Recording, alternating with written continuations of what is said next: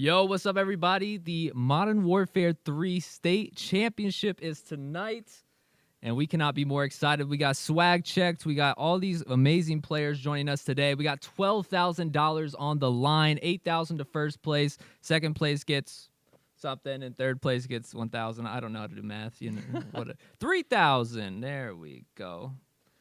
With me today, I have Ko, our STEM director. He's been working on this amazing game called Roboverse, which we want to introduce before we get into the matches. But, Ko, what do you have for us today? Well, today I have a very special opportunity. We had some people express that they wanted to fight their STEM coach on stream tonight. And what they get, if they win here right now, is an extra entry in the raffle that we're doing for this week's competition, which is multiple MetaQuest 2s. So they're going to get an extra chance to possibly win big stuff. So, if this is ready, here we go. It is currently Mrs. Sun versus her STEM coach, Monk24. And what exactly is this game, Christian? This is Roboverse. It's the first by Vesl, for Vesl STEM game where we have robots here going back and forth on a platform of grades using some heuristic algorithms, which is a introductory AI concept, and these little robots that they've programmed using some math equations are going at it, trying to, cut each other off on the platforms and stay alive as long as possible. So what we'll see here is if Miss Sun, the blue robot, is able to beat the red robot, that person will get that extra raffle entry. And oh my goodness, I think we just saw them cut themselves off. And unfortunately, oh, I'm so sorry. But that was it. That was a good run. Looks like Monk did his homework. I would hope that our STEM coaches were good at the game. Obviously they are. So darn. However, they still have the opportunity to fight their STEM coach, Monk, by tomorrow. And if they win on their own, then they still get that same raffle entry. Ooh. So, darn. On stream could have been your moment of fame right here. But, of course, it's always next time. We do have more weeks. Yeah, there's always next week and the week after that and the week after that. So, yeah, it's good stuff. A lot of fun gaming. Now we're going to go to Call of Duty. Yes, Call of Duty. Well, we'll be right back. We're going to be joined with Parasite and our casters. So don't go anywhere. We'll be right back. We'll see you there. Palisades, they're trying to go all the way to number 1, so it's going to be a cat and dog matchup. We're going to win today, we're going to win this game, we're going to win the next game, it's done. Just around some of these angles, you plant for backside. Do you think they're coming through garage? Where are they going to be coming from? Off of the double box, they're actually going to bring the rolling thunder, and they drop it down there at the ace!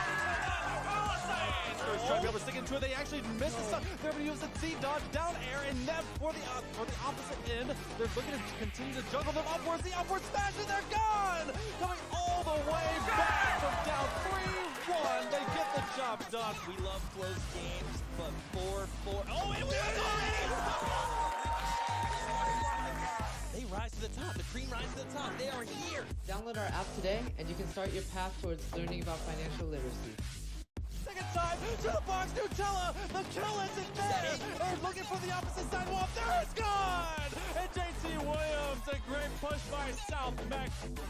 Now that was, Flamethrower will miss. He's gonna be able to jump, drag them down, force them, get grabbed, throw them forward, and this is gonna be continual push into the ball. They get the smash. Oh, they come back from 3-1, get 1. Oh, and that'll be set 2 for Myers Park. Adding money to that goal to save that thing completed. Anywho, moral of the story, you can do anything that ChatGPT can do. It's just that ChatGPT is automated. Your 2023 champion for app development, the Garinger Wildcats.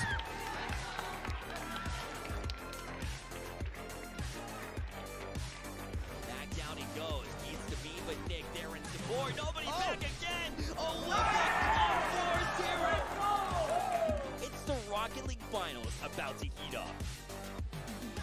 Running 4-1, the count here down under 5 seconds. Olympic, your CMS Varsity Esports and Sim League Rocket League champion. They did it. Look at their faces, happy as could be. As Mari now trying to beat it, little back to the edge, and now has positional advantage. And see you later. That's game here. As it's Nev off the edge of the stage, and you see the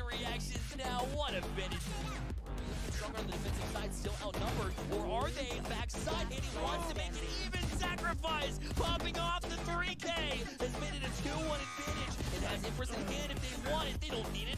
Oh, it's a rough position. Do we love Fortnite? Do they love themselves just enough? They are cornered, and they're up in heaven, and that's where they're gonna stay. There's your Butler Bulldogs. The comeback is true and done. Pumas, they came so close.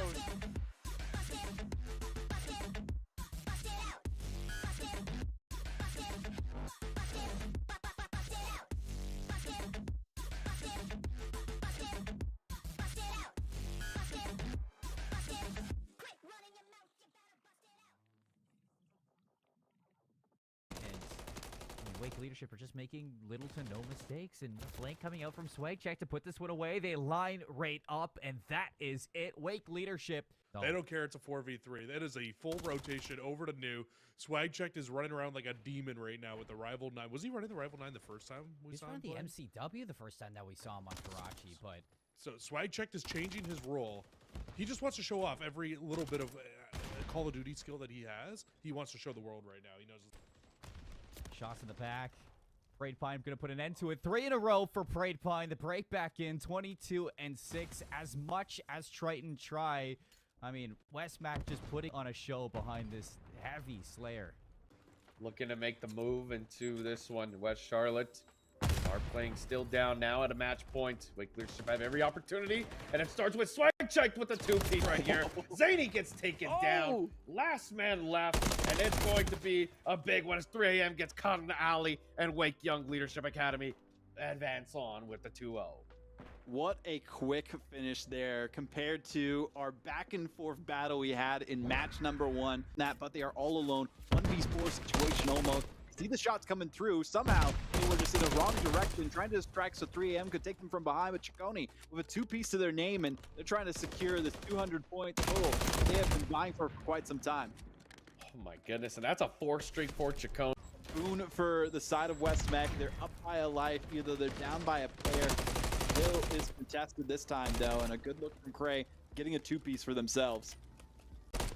You see though right now Chaconi is able to hold that time, already surpassing 3 minutes. That is basically insanity. and with dude, that, you look with the 3 from the kill streak and ends the game. It says West Charlotte, but of course, you know, it is flipped. It was Wake Leadership Academy dominating that matchup.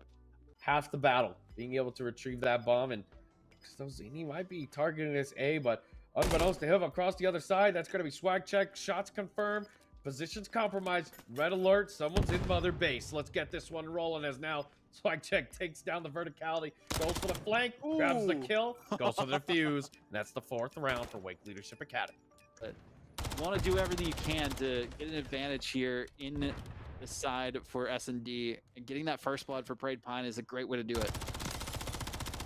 Great way indeed, and I mean Invader's gonna be there to try and grab 2. We'll grab 1. Emelson though, ooh, with the nice flank, good positioning again. We are at the dagger round, Vaudable. It's going to be a bit of a difficult one. I mean, you look at that round 7. This is round. Do not lose all your shooters just yet, but it will be a 1v2. Going for the shots, and oh my goodness. Wow. The 2 best teams in this group battling it out for the #1 seed going into the bracket stage from that specific group. It's going to be a good one, Susano. Match with a 2-piece too. My goodness. we are flying and frying at all-time highs right now. These squads are moving through, and he goes out there and slays it. I mean, this squad's ready. They're making the plays, they're making the moves, and Swagcheck's the one flying and frying. He's a good guy, man, and well, the Gunny keeps up with that reputation. 18-6 right. Is costed at the venture of that life. Zany's here, goes for the opening shots. Not gonna get in between, but they're stuck. What? What? They didn't get one. How is that possible? Somehow they weren't able to kill a single player. They look both directions. It's like that SpongeBob meme where he's looking at a book. He's going cross-eyed for a second, and they couldn't decide where to shoot. I really don't know what to tell you there. B-site first tick taken for Monroe High, and the second one almost already. They got to quickly get onto B. They're giving them so much room to work with right before the second pick was taken. Had first to 6 wins between these two teams. Good shots coming through again from SwagCheck. That's 2 kills on the round, and there goes the completion. It will be Wake Young Leadership Academy finally stopping that monumental run that West Charlotte been putting on to tie up the round. 3 stack. The site is moving fast. No teams are going to be able to stop them. But Emilson's here and ready to be a thorn in their side, and they start making the play, and the explosions go through, and that's a good defensive hold. On the rotation through blue connector, takes him out from behind and gets the kill here as well. Gets the bomb planted, but that's not going to really help in a 1-on-2 situation. As I say that, though, they do get one down. Now it's 1v1. 1v1 here. You can't give up the bomb exactly, but Zany could potentially just play this one smart. Shots are going to go through. The door, these nefarious doors, gets the stun check, goes for the nade. You got to just play smart here. That's exactly what's happening. They're sliding back and forth. Chikori knows he does not need to give up his life. 15 seconds left. Goes for the shots. Stops the defuse. And he's playing smart. He even gets the drop shot kill. Then and the scatterbrain ensues. Now. Yo, welcome back, everybody, to the Vesl MW3 State Championship. $12,000 is on the line. With me today, we have Parasite, the world's first Call of Duty world champion. With me today is Risk, and also I'm Gemini. It's lovely to meet you, Parasite. What's up, guys? How's it going? Yeah, it's nice meeting you guys. I'm excited to watch some Call of Duty. Yeah, man. Well, I just wanted to give you a little bit of a quick introduction about who we are, Risk. Yeah, so we are Vesl. We are the varsity in esports and STEM league. We have over 150 schools in North Carolina currently, with over 3,000 students currently. We've had 32 Call of Duty teams compete this week, and now we're down to 4. 4 teams. Yep. We have 4 teams competing today. I don't know what's your relationship with SwagCheck, because he's in the qualifiers as well, and he's been putting on a show. He's edited some of my shorts. He's super talented when it comes to that stuff, but he's also a pretty good Call of Duty player. I've seen he's doing well in this tournament. He's probably my favorite to win it. Yeah, man, he's been doing a phenomenal job. I mean, he's just every front when it comes to graphic design, video editing, being a pro player, almost being a pro player. He's not a pro player yet, but he will be there. I wanted to know a little bit more about, your background. How exactly did you get here and become so successful in the Call of Duty community? Obviously, almost everyone knows you. How did this all start and, all that? Well, it started as a hobby when I was a lot younger. Gaming and esports was a lot smaller back then. It basically just started as an addiction, really. I just wanted to play COD. I loved it. Just as long as I was doing good in school, my parents didn't really care about it. And then eventually I stumbled upon game battles in the competitive scene, and basically the rest is history. I mean, I won a world championship, won a couple events here and there, and became a content creator and a streamer now. And I just have a passion for Call of Duty, and that's really all it is, man. I just love the game. I love the competitive scene, and I put a lot of time into it, basically in every facet. For sure, yeah, that's amazing. What tips do you have for up and coming, or I guess for our students, for them to get into the COD scene? Well, if you want to get noticed, you gotta stream everything. You need to have a platform, right? If you're good but no one knows about you, then it's not really gonna matter. And on top of that, you got to make those connections, and streaming and playing in community ran tournaments is probably the best way to do it, because at the end of the day, you need to build connections and relationships so you can have teammates. And then outside of that, I mean, just enter in any sort of challenger tournaments, COD Agent, Checkmate. Those guys, they do a bunch of tournaments and that are very popular in the competitive scene. So get involved there. BPL is also doing a great thing with their ELO ranked leader or ladders right now, since there's no ranked play in the game yet. And just get involved with as many tournaments and stuff like that as possible. You gotta meet people. You got to dive right in. There's really no shortcut to the top. Yeah, I mean, when it comes to that, we've been hearing a lot about you need a network, you need to get those connections. How exactly did you end up getting your name out there in the sense of where you are right now? Well, my story's a little bit different, just because I kind of was one of the COD fathers, I guess you could say. I pretty much started playing when Call of Duty esports was not really existent. So I pretty much was raised with all the players that are, you know, stars or veterans nowadays. Like, Literally for the example, best of the Nate Shot, best. Scump, Yeah. Nameless, all these people. They all work in the industry, whether they're content creating, team owners in the CDL, or even like working as casters, right? Like, it's very hard to give advice to people sometimes, but I try my best just because the landscape nowadays is completely different than it is or it was when Constantly I came changing. up. Yeah. But I mean, I've been around for so long. I've seen um, friends of mine that are a lot younger than I have, and they're come up, and so that's kind of where Yeah, I it must be see how really it happens. crazy, you know, seeing those players and stuff like get to where they are now. Obviously, you know, Nate Shot owns 100 Thieves and like all that. So like just pretty crazy. Yeah, it's crazy how things change, man. We were all just gamers, addicted to the game, Yeah, passionate, playing exactly. against each other, and now, you know, some of these players, they're on to bigger and better things. Some even have like families and stuff like that. It's kind of crazy. We were all kids at one point, so Talking about it's a big process. and better things, you go on the flank a lot. How did you get started with their podcast? I know it's you, Aches, and Zuma, and what was it? Ben. Octane's on there Ben too. Octane, yeah. Well, basically, Zuma started the flank with Ben back in, I think it was Cold War, and there was a point at which Ben was still working for Esports Engine, which was running events at the time. So he had to go to the events, and he couldn't do the shows with Tommy at home. So basically, I would fill in for Ben and help Tommy do his show and give my analysis. And you know, people liked it, and Tommy liked it, and then eventually it got to a point where I was a guest so frequently that Tommy asked me to come on full time. And then ever since then, I've just been on the show pretty much as a full time job, being a co host alongside Tom, Ben, Aches, and then we just recently brought on Octane. And, you know, it's been great. The show's been in a good spot. Everyone loves tuning in for the analysis and the drama that sometimes unfolds there. But we got a great mix of personalities. Yeah, and it's been great. It's been awesome. I love it. Yeah, everybody, make sure to go check out the flank on what is it on YouTube right now, right? Because It's on Twitch. It's on Twitch, Zuma's channel, and it's also uploaded to YouTube on Zuma's channel. Yeah, guys. So make sure to go look up the flank. Looks like some matches are about to get underway, so we're gonna get started in that. But we'll be right back. Parasite, we can't wait to have you. Thank you. Well, Parasite, it seems like we're ready to get into these games. We got Wake Leadership and Sun Valley to start off inside of our semifinals. Wake Leadership, Swag Check's team.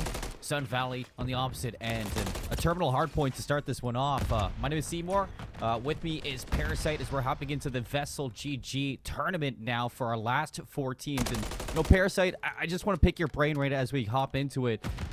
Is there really anything you yourself would be looking at right now in these players hopping in?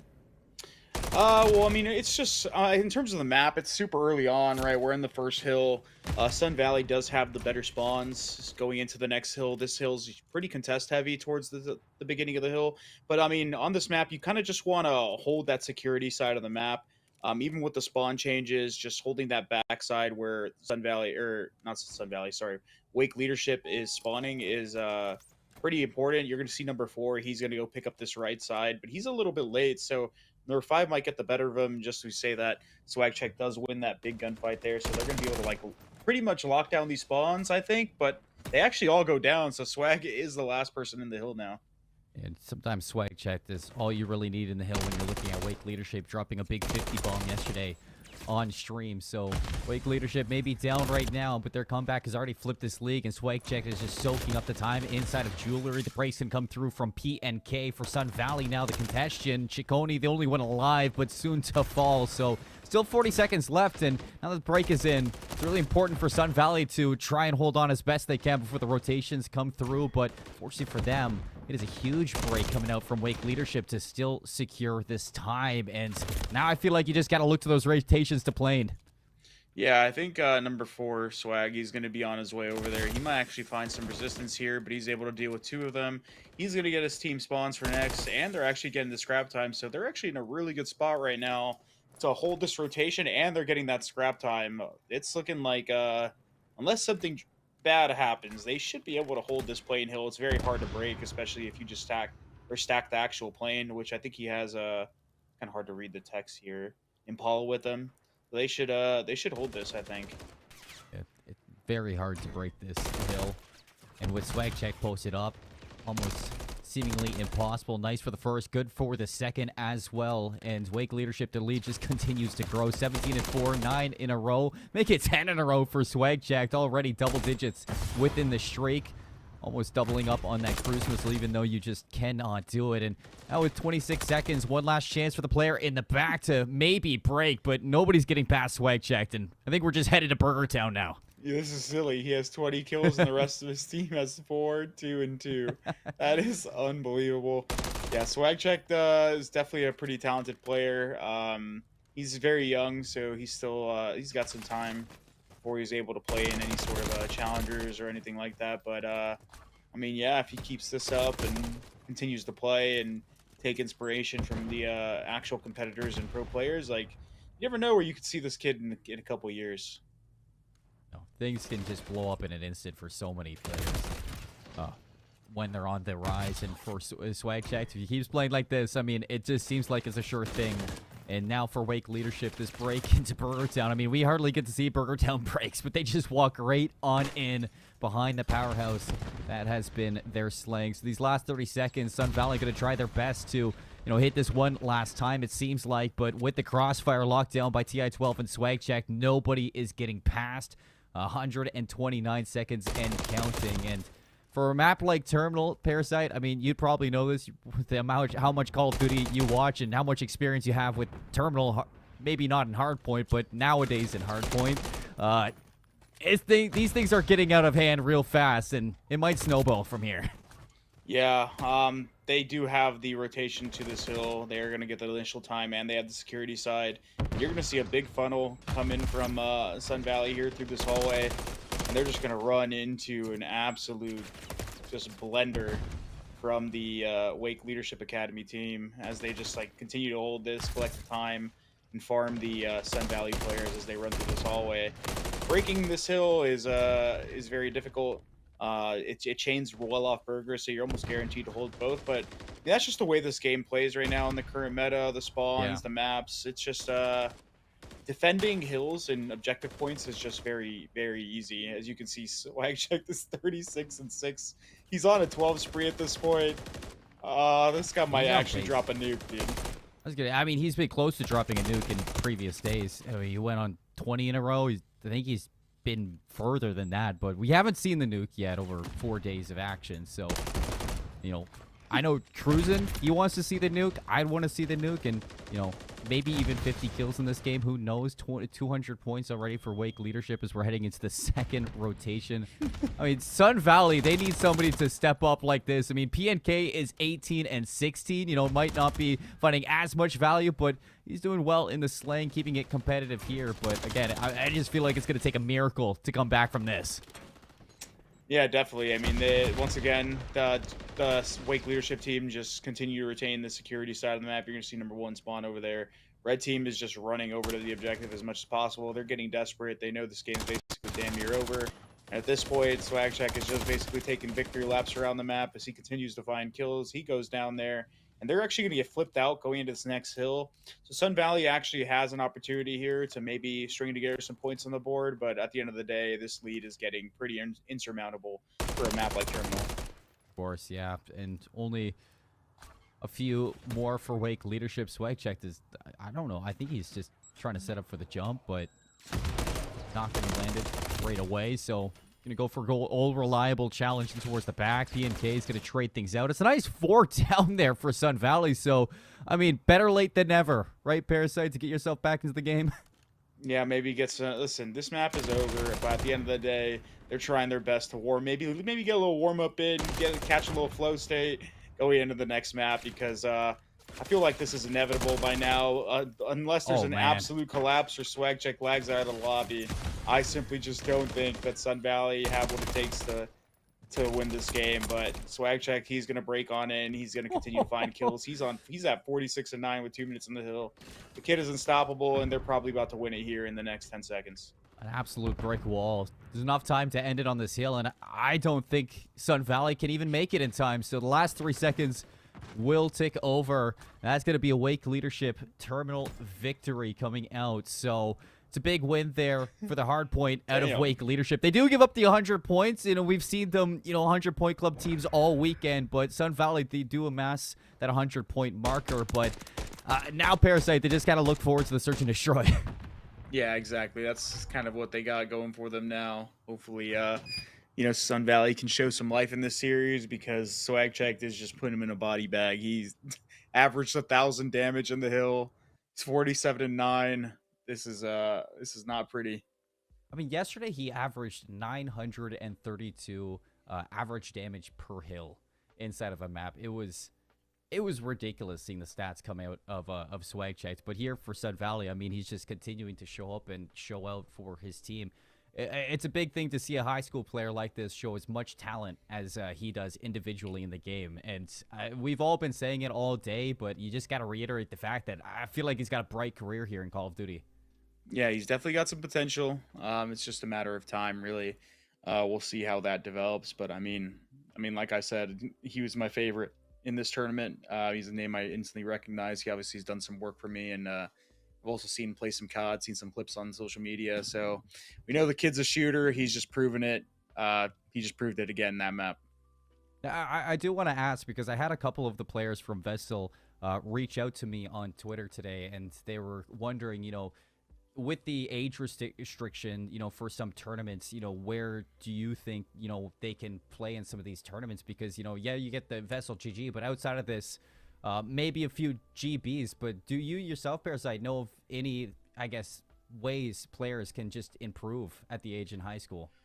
Also, BPL is doing a really good job of running their open ladders, where it's kind of like an ELO based ranked leaderboard, where the community can get involved there. I don't think there's any prize money involved in the open stuff, but I'm assuming if it gets bigger, they might consider adding some sort of prize money for people that participate in those ladders. But that's pretty new.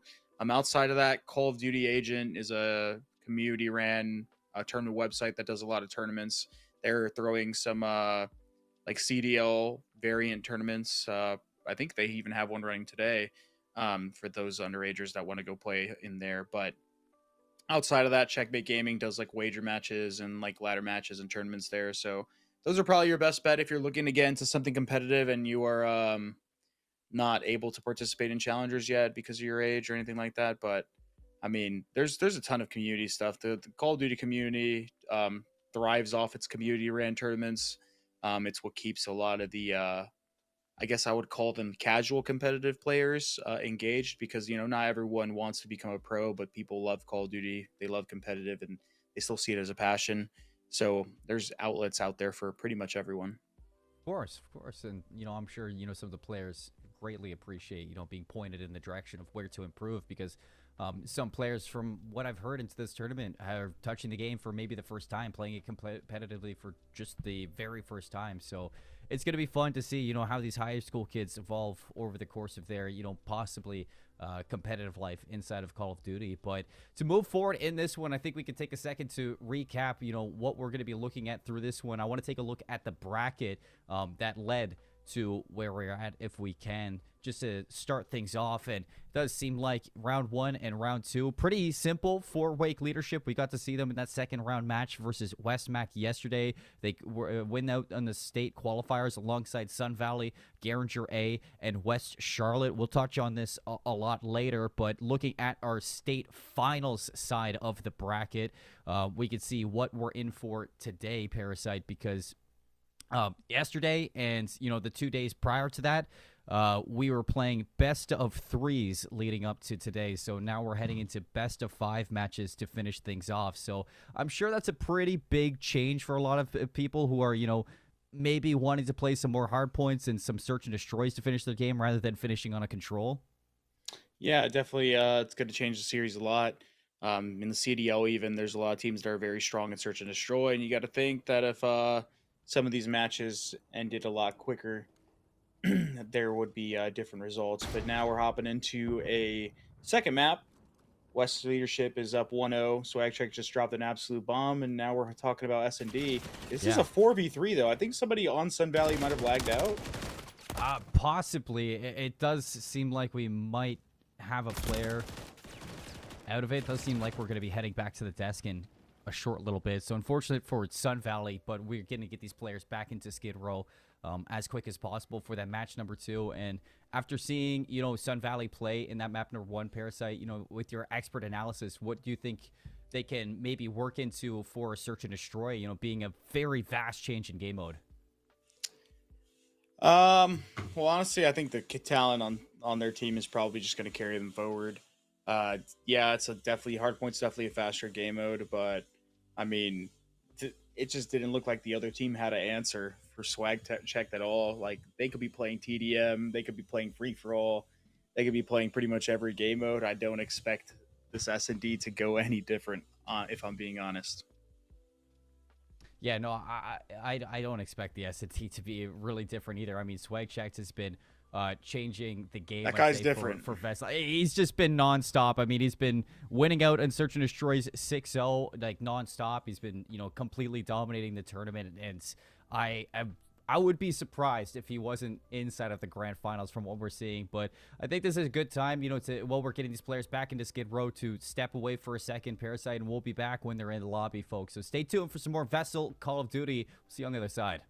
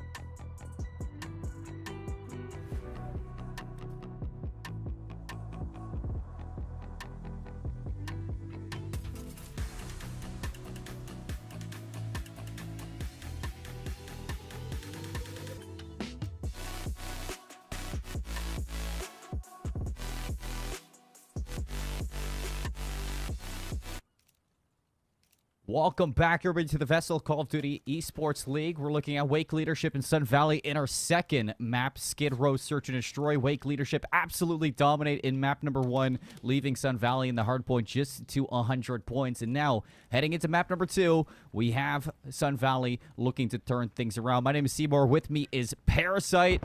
And Parasite, let's get into this one. Very slow round off the break. Yeah, definitely a very slow round, but here we have the Wake Leadership trying to push through mid. They end up getting caught with their pants down. Neo's able to pick up a freebie and get out with his life. But on the other side of the map, you have Chick and Swag Check leading the charge here, trying to infiltrate this A-bomb site. They're going to peek down this hallway, and they're not really going to see anything, but they might opt to try to get this bomb down or clear out these rooms. But we'll see if Sun Valley can deal with any of these players, as Swag Check and Chick team shot that guy with the teammate on the other end. They're able to get a kill there, but they're going to rotate this bomb over, it looks like. Somebody's going to be here, so chance to maybe shut it down, but Swag Check's going to be watching the back alley, and what a lovely shutdown there from Wake Leadership.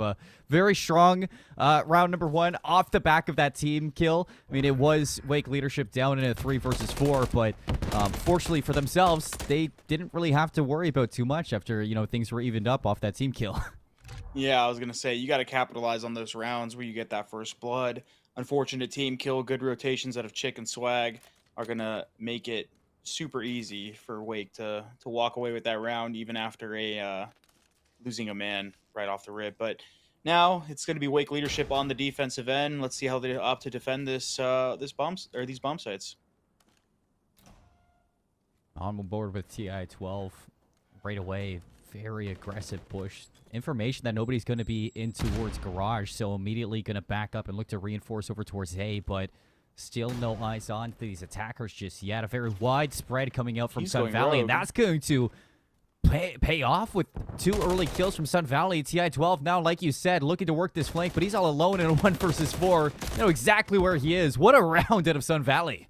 Yeah, an absolute clean round. I think they got all 4 players without even losing a man.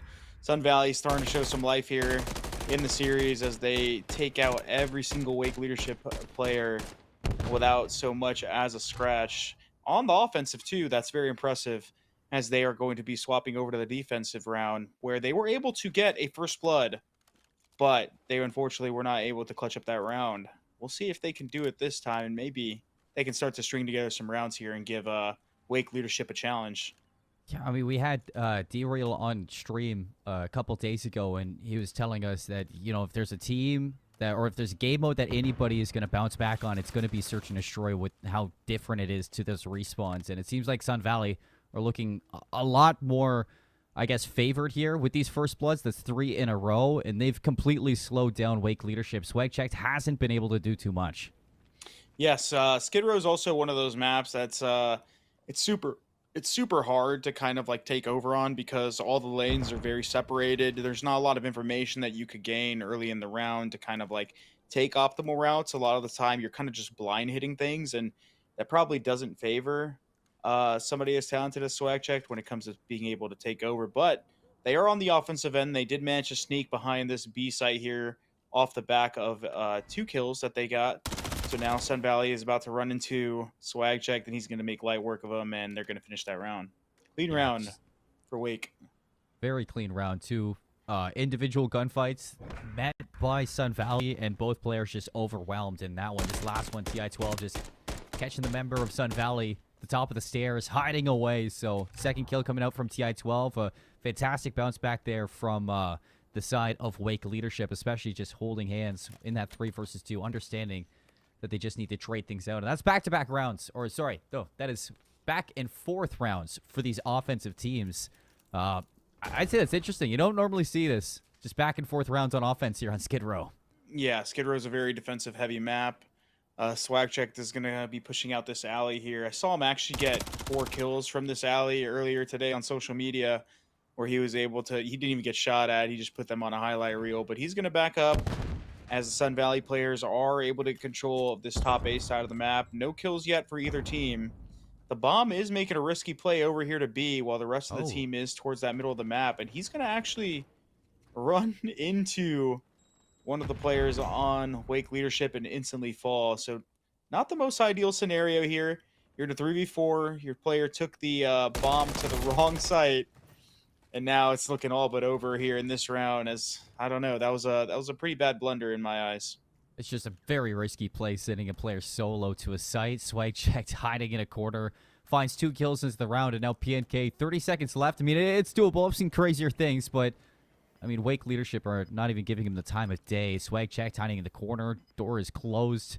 PNK is going to have to make a lot of noise just to get into this one. Find somebody outside. PNK is going to find the first, but the trade is immediately there around the corner. Like I said, Wake leadership just not giving PNK the time of day, forcing him to quite an uncomfortable spot. And you're exactly right. I mean, sending one player to a bomb site is never really a recipe to success for the offense, and that finally leads to a defensive win for Wake leadership.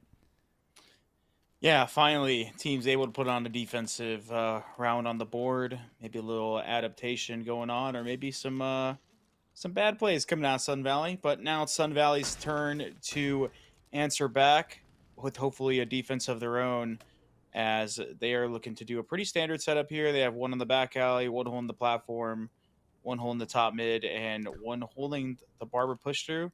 Swag Check is going to be able to isolate a player and win that gunfight in the alley. TI-12 is on the hunt for another player. He gets stunned. He's going to get shot in the back. Neo with a big 2. Now in a 2v3 in favor of Sun Valley. Sun Valley is going to be holding strong here on the A side of the map, pretty much covering every single angle trying to make sure that they are all in positions to trade. But Wake leadership is going to read this, and they're going to opt to go to B here, where they should have this bomb site for free if they can get it down quickly. Yeah, it seems like Sun Valley just want to go for the gamble. PNK back trash is maybe searching for a timing here. Swagcheck is going to meet him up here, and I don't think PNK has the read, so 6 in the row on the horizon for Swagcheck, but what a shutdown there from PNK. Now Ciccone, she's the last one alive for the team. A 1v3 now for her. See if she can clutch up. But Neo's on the prowl. He made the full wrap towards the mural alley and shoots Ciccone in the back. So Sun Valley, after losing a couple rounds in a row, they finally stopped the bleeding there, and they bring us back down to 1, hitting a defensive round of their own. That was an absolutely massive round out of Neo. He was able to find 2 big kills in the top apartments area of the map, and here you have him coming up behind Ciccone here in the 1v3. Getting an absolute freebie now on a 3 spree and able to win that defense. So definitely a way to answer back out of Sun Valley. Let's see if they can continue to keep this rolling.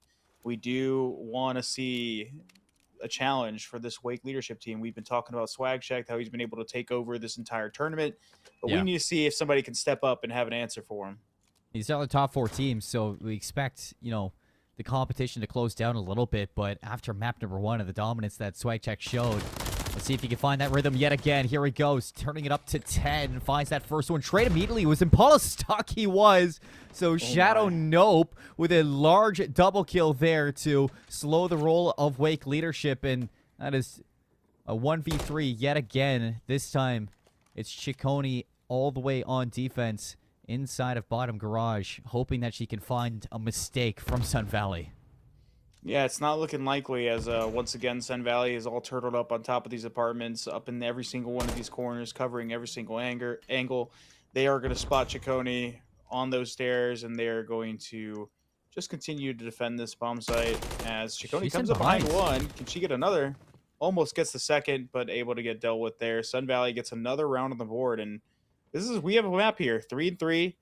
Doesn't seem like Swagcheck has been able to take over just yet, and Sun Valley's doing a really good job of mitigating his presence on the map. So let's see if they can keep this up. If I do remember correctly, I mean, this is Wake leadership's map pick on Skid Row, so Terminal was Sun Valley's pick, and they got dealt with pretty quickly. But heading into Skid Row, I mean, maybe Swagcheck feeling a little bit better over towards the Rival 9. We saw him using it a little bit to see if he could catch some timings against Sun Valley. Wasn't working out in his favor. I mean, 7-3, he's been doing a lot, but at the same time, Sun Valley, their adaptations have been keeping this one even. But off a first blood towards Tunnel, this might lead to full control of apartments from the staircase. These MCWs are ready to kind of get put to work. Yeah, they were able to push through that tunnel and get that first blood, and they're going to control the stairs here, which is going to be a very important power spot here because it allows them to kind of trap the enemy players in that apartment, get any sort of information in the process, and they're able to get this rotation into B for free. So I'm not really sure why Sun Valley gave that bomb up. However, it's not going to look like it's going to matter anymore, as they are now in a 4v2. They pretty much have every spot on the map covered. Swagcheck is going to pick up another kill, and he's going to have eyes on bomb. This round's all but over unless your boy Bill Cosby can do insane things to win this round. But it's not looking likely. It doesn't seem like he's anywhere close to this bomb site either. So he's just hunting Impala. I was going to say, he's just making sure that Impala stays 0-7 at this point.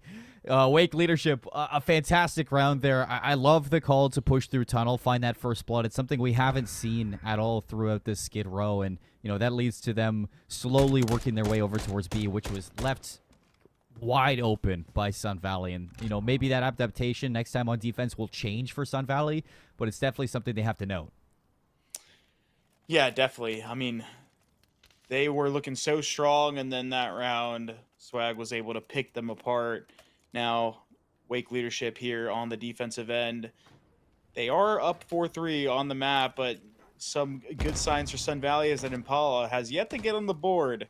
So if they can shut down Swagcheck at any point during these rounds, they're in a good spot. Neo picks up another one. He's been the lifeline for this Sun Valley team in this search and destroy. He's going to pick up that first blood. And now you got to think that all they got to do is lay that bomb down and defend it, but they're going to get caught running around in the playground. Oh wait, never mind. I'm looking at the wrong team on offense. It happens. I'm It happens, lost. honestly.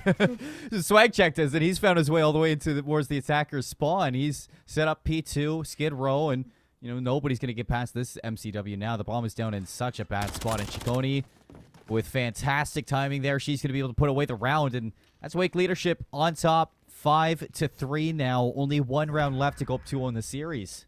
Yeah, it's not looking good. It's not looking good. Neo's been the only one that's really been able to show some signs of life for the Sun Valley roster. Couple of blundered rounds with the First Bloods and taking the bomb to the wrong objective allows Wake to capitalize on those rounds and pull away with this lead now on map point, up 5-3. They are going to be on the offensive round, which the offenses were looking pretty strong at the beginning of the map. We'll see if they continue to trend upwards here as Wake Leadership look to close this out. TI-12 with the first blood, traded immediately by Marty Dom, possibly off that Semtex, unless he was stuck before. PNK keeps the numbers in favor of Sun Valley. Swag check down to 35 HP. Trapped now between the members of Sun Valley, but still somehow manages to get away. Nobody's there to finish the kill, and things have turned around. Swag check heals up, but PNK's shot is on point right now. Somebody has showed up to finally stop Swag checked here. And they know exactly where Chicone is. You can see that PNK looking to, again, hunt down this last remaining player. And she's going to be caught in the open. And Sun Valley keep us alive. Absolutely massive. They're able to deal with the push through those tunnels even after they get first blooded. Then Swag Check gets caught in that hallway with nowhere to go. PNK having an answer for him. And now 5-4.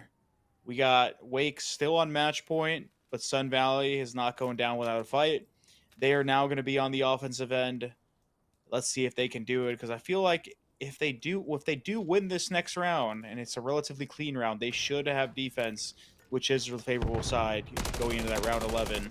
So still some potential here for Sun Valley to clutch up. Just down to them if they can win another attacking round. Swag Check is going to get caught out over towards the tunnel, but still finds the kill and gets away. The movement is so slick.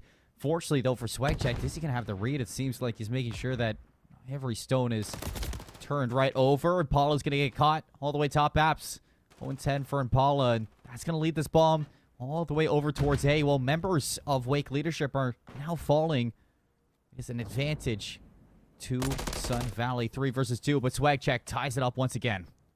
Yeah, he's able to pick up another one, and he's going to go ahead and get on the staircase, which is going to stop the push from Sun Valley. Sun Valley is going to get the bomb down. They now have information on where both players are. Swag hits some nice little wall bangs, and oh my, he just deals with the entire team as he gets an ace in the round and closes out this map 6-4 for his team, dropping 16 kills and a force free to end it.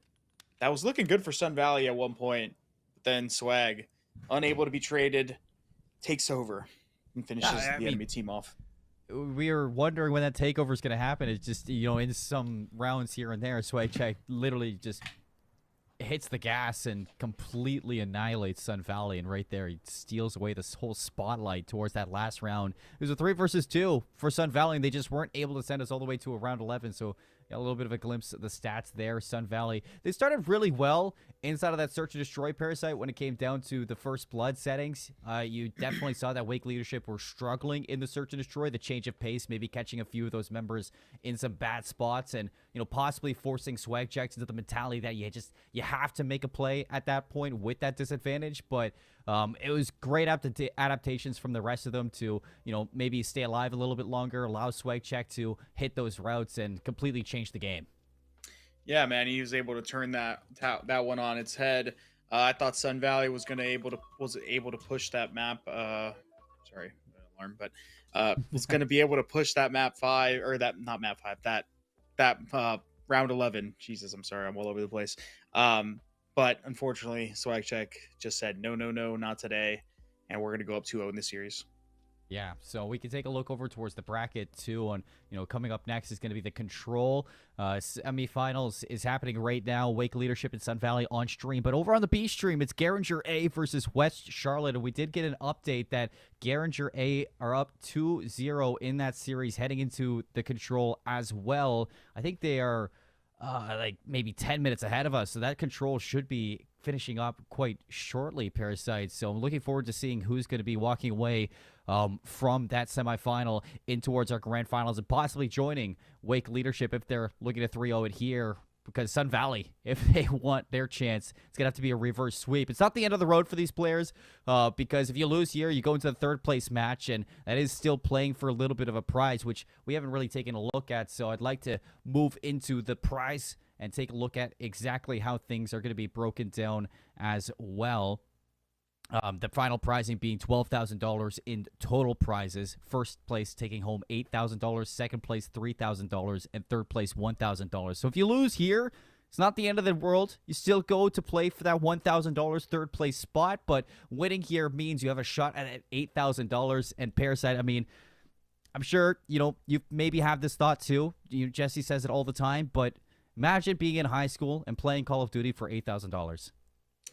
Yeah, see, this is actually so funny because when I was in high school towards the tail end, I was playing for a lot more money.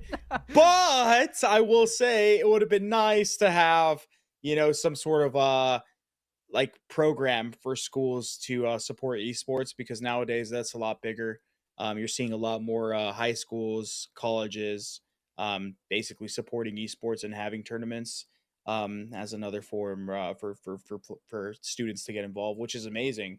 I wish school and COD crossed each other when I was playing, because that would have been awesome. And now, we have things like Vesl, we have things like the CCL, so many things that give, players an avenue to proceed to, maybe go for an education at the exact same time. And, crossing those two paths, it's pretty incredible to see where esports has come. And completely, it's been a long time since since we saw the start of competitive Call of Duty, and, it completely, passed through my mind, that whole thing. But going into I've been map playing number since 3, I was say. I've been playing since I was like 14 years old, so yeah, I've seen it. I've been there. It was just kind of funny because I was like, wait a minute, I swear I was playing in high school winning money, but it was. As soon as I said it, I'm like, wait a second, yeah, he was playing in high school. It wasn't related to school like it is now, where the two tie in together, and there's even scholarships and stuff like that being given out to students to play in the CCO, the college league stuff. So, yeah, man, I wish it was back then. Maybe I would have actually gone to school after high school, but yeah. Well, we have our third match coming up very, very soon for this Control. It's going to be heading into Invasion, and another pick by Wake Leadership, Parasite. And, what are your thoughts with Control inside of MW3 and Invasion, as one of the maps? I don't feel like the game mode is very good. I will say that there's Karachi plays pretty good, and Invasion is okay, but Invasion is very defensive heavy.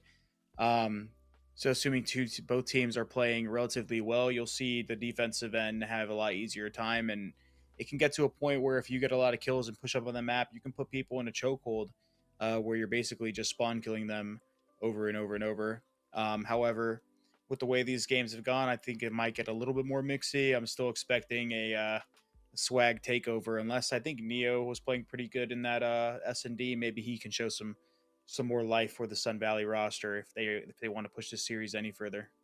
Yeah, Neo and PNK both had their moments back PNK, on that search and destroy, and I think it's important heading into the respawn that they do continue to show that success, because back on the terminal hardpoint, they were almost a non-factor. I mean, slowly you saw them heating up, and they were able to get that 100 points towards the end, but it was a very slow start to that terminal. It allowed such a big lead for Wake Leadership that it just seemed impossible for Sun Valley to make that comeback. So I'm right there with you that it's important to see the slaying for Sun Valley show up right away as we're heading in with this third map. Sun Valley, they need this win if they want to start this reverse sweep, but it's the defensive start from Wake Leadership, so things just get even better for them. Yeah. Oh no, the offensive start. Sorry, my bad. Yeah, they're on the offensive start. They're going to break away to the B site, which is the easier site to take. out of the two. Sun Valley is able to deal with all the players besides one. They're going to deal with all of them, clean them off this B point, decap that, and now they're going to get set up for another push. But Wake is pushing from all ends of the map right now. They're actually not getting any kills. That's going to be another 4 dead for them. I'd like to see Sun Valley get pushed up here on the map and go for a little bit of a spawn trap. Number 8's in a good spot to watch this B street. 7, 6 are all going to be pushed up towards this mid map, and now it's going to start to look really ugly here for Wake as they continue to get farmed in the middle of the map here. And number 6, Neo, is going to get pushed up into the spawn. Let's see if he can spawn kill a couple. He's not going to be able to get any players outside of one, and that is going to be Swag Check now on the B point, dealing with Death Puppy as TI and the rest of Wake leadership come in to reinforce this point, and they should be able to take this one. As soon as they take down your boy Bill Cosby, that's going to be the site. The zone captured and another minute added on. And small life lead for Sun Valley, 22-16, but a minute 33 now for Wake leadership to kind of right those early mistakes. And I love this route from Ciccone. If she can set up on the flank, find a few of these kills, and start spawning out Sun Valley far away from this A zone, this could lead to a very simple transition for Wake leadership as we got our eyes on Swag Checked, locking down a kill there. Ciccone looking to make this flank known, and she will. PNK is going to go down. The zone is wide open, and that's 3 kills in a row for Wake leadership to hop it and start stacking this point. Yeah, it's not looking good. They already got the first tick in. They're continuing to farm the players on Sun Valley. Swag Chest, the last one on the point. He's going to have a lot to deal with. He's going to pick up one. He's going to pick up another, but it looks looking like he's probably going to fall here as PNK comes in with the cleanup kill. PNK now 6-2. He's able to get some cleanup kills, and they are successfully able to defend that push from Wake leadership. But for how long? As we know, Swag Check is coming off the respawn here. He's going to be hitting the cafe door here in a sec, while Ciccone is on the other side of him, able to get some information. Maybe make a sneaky play here. Doesn't get a kill. Swag going on the flank here. PNK and the rest of Sun Valley trying their best to defend this point as they just turtle up there inside the bathrooms. Oh my, Impala gets absolutely turned on by PNK. Yeah, that is not a good sight to see if you're a Wake leadership fan, but for Sun Valley, what a resurgence back into this defense. Still double the lives of Wake leadership. It's going to have to be heroics now from Wake to pull away with this round win as Swag Checked is going to go down. That's a double kill from Sun Valley. They equalize on this attack, and there's only 14 seconds. Wake leadership, now they need to start pushing towards the zone and stop this time, or it seems like it's just a little bit too far gone, Parasite. A big round there for Sun Valley to, I guess, stabilize after a search and destroy loss that went all the way down to the wire, but it's a big defensive win to only give up those 4 ticks of progression. Yeah, absolutely massive win there for Sun Valley. But they continued to string together these kills. They were looking really dominant in that round at a point.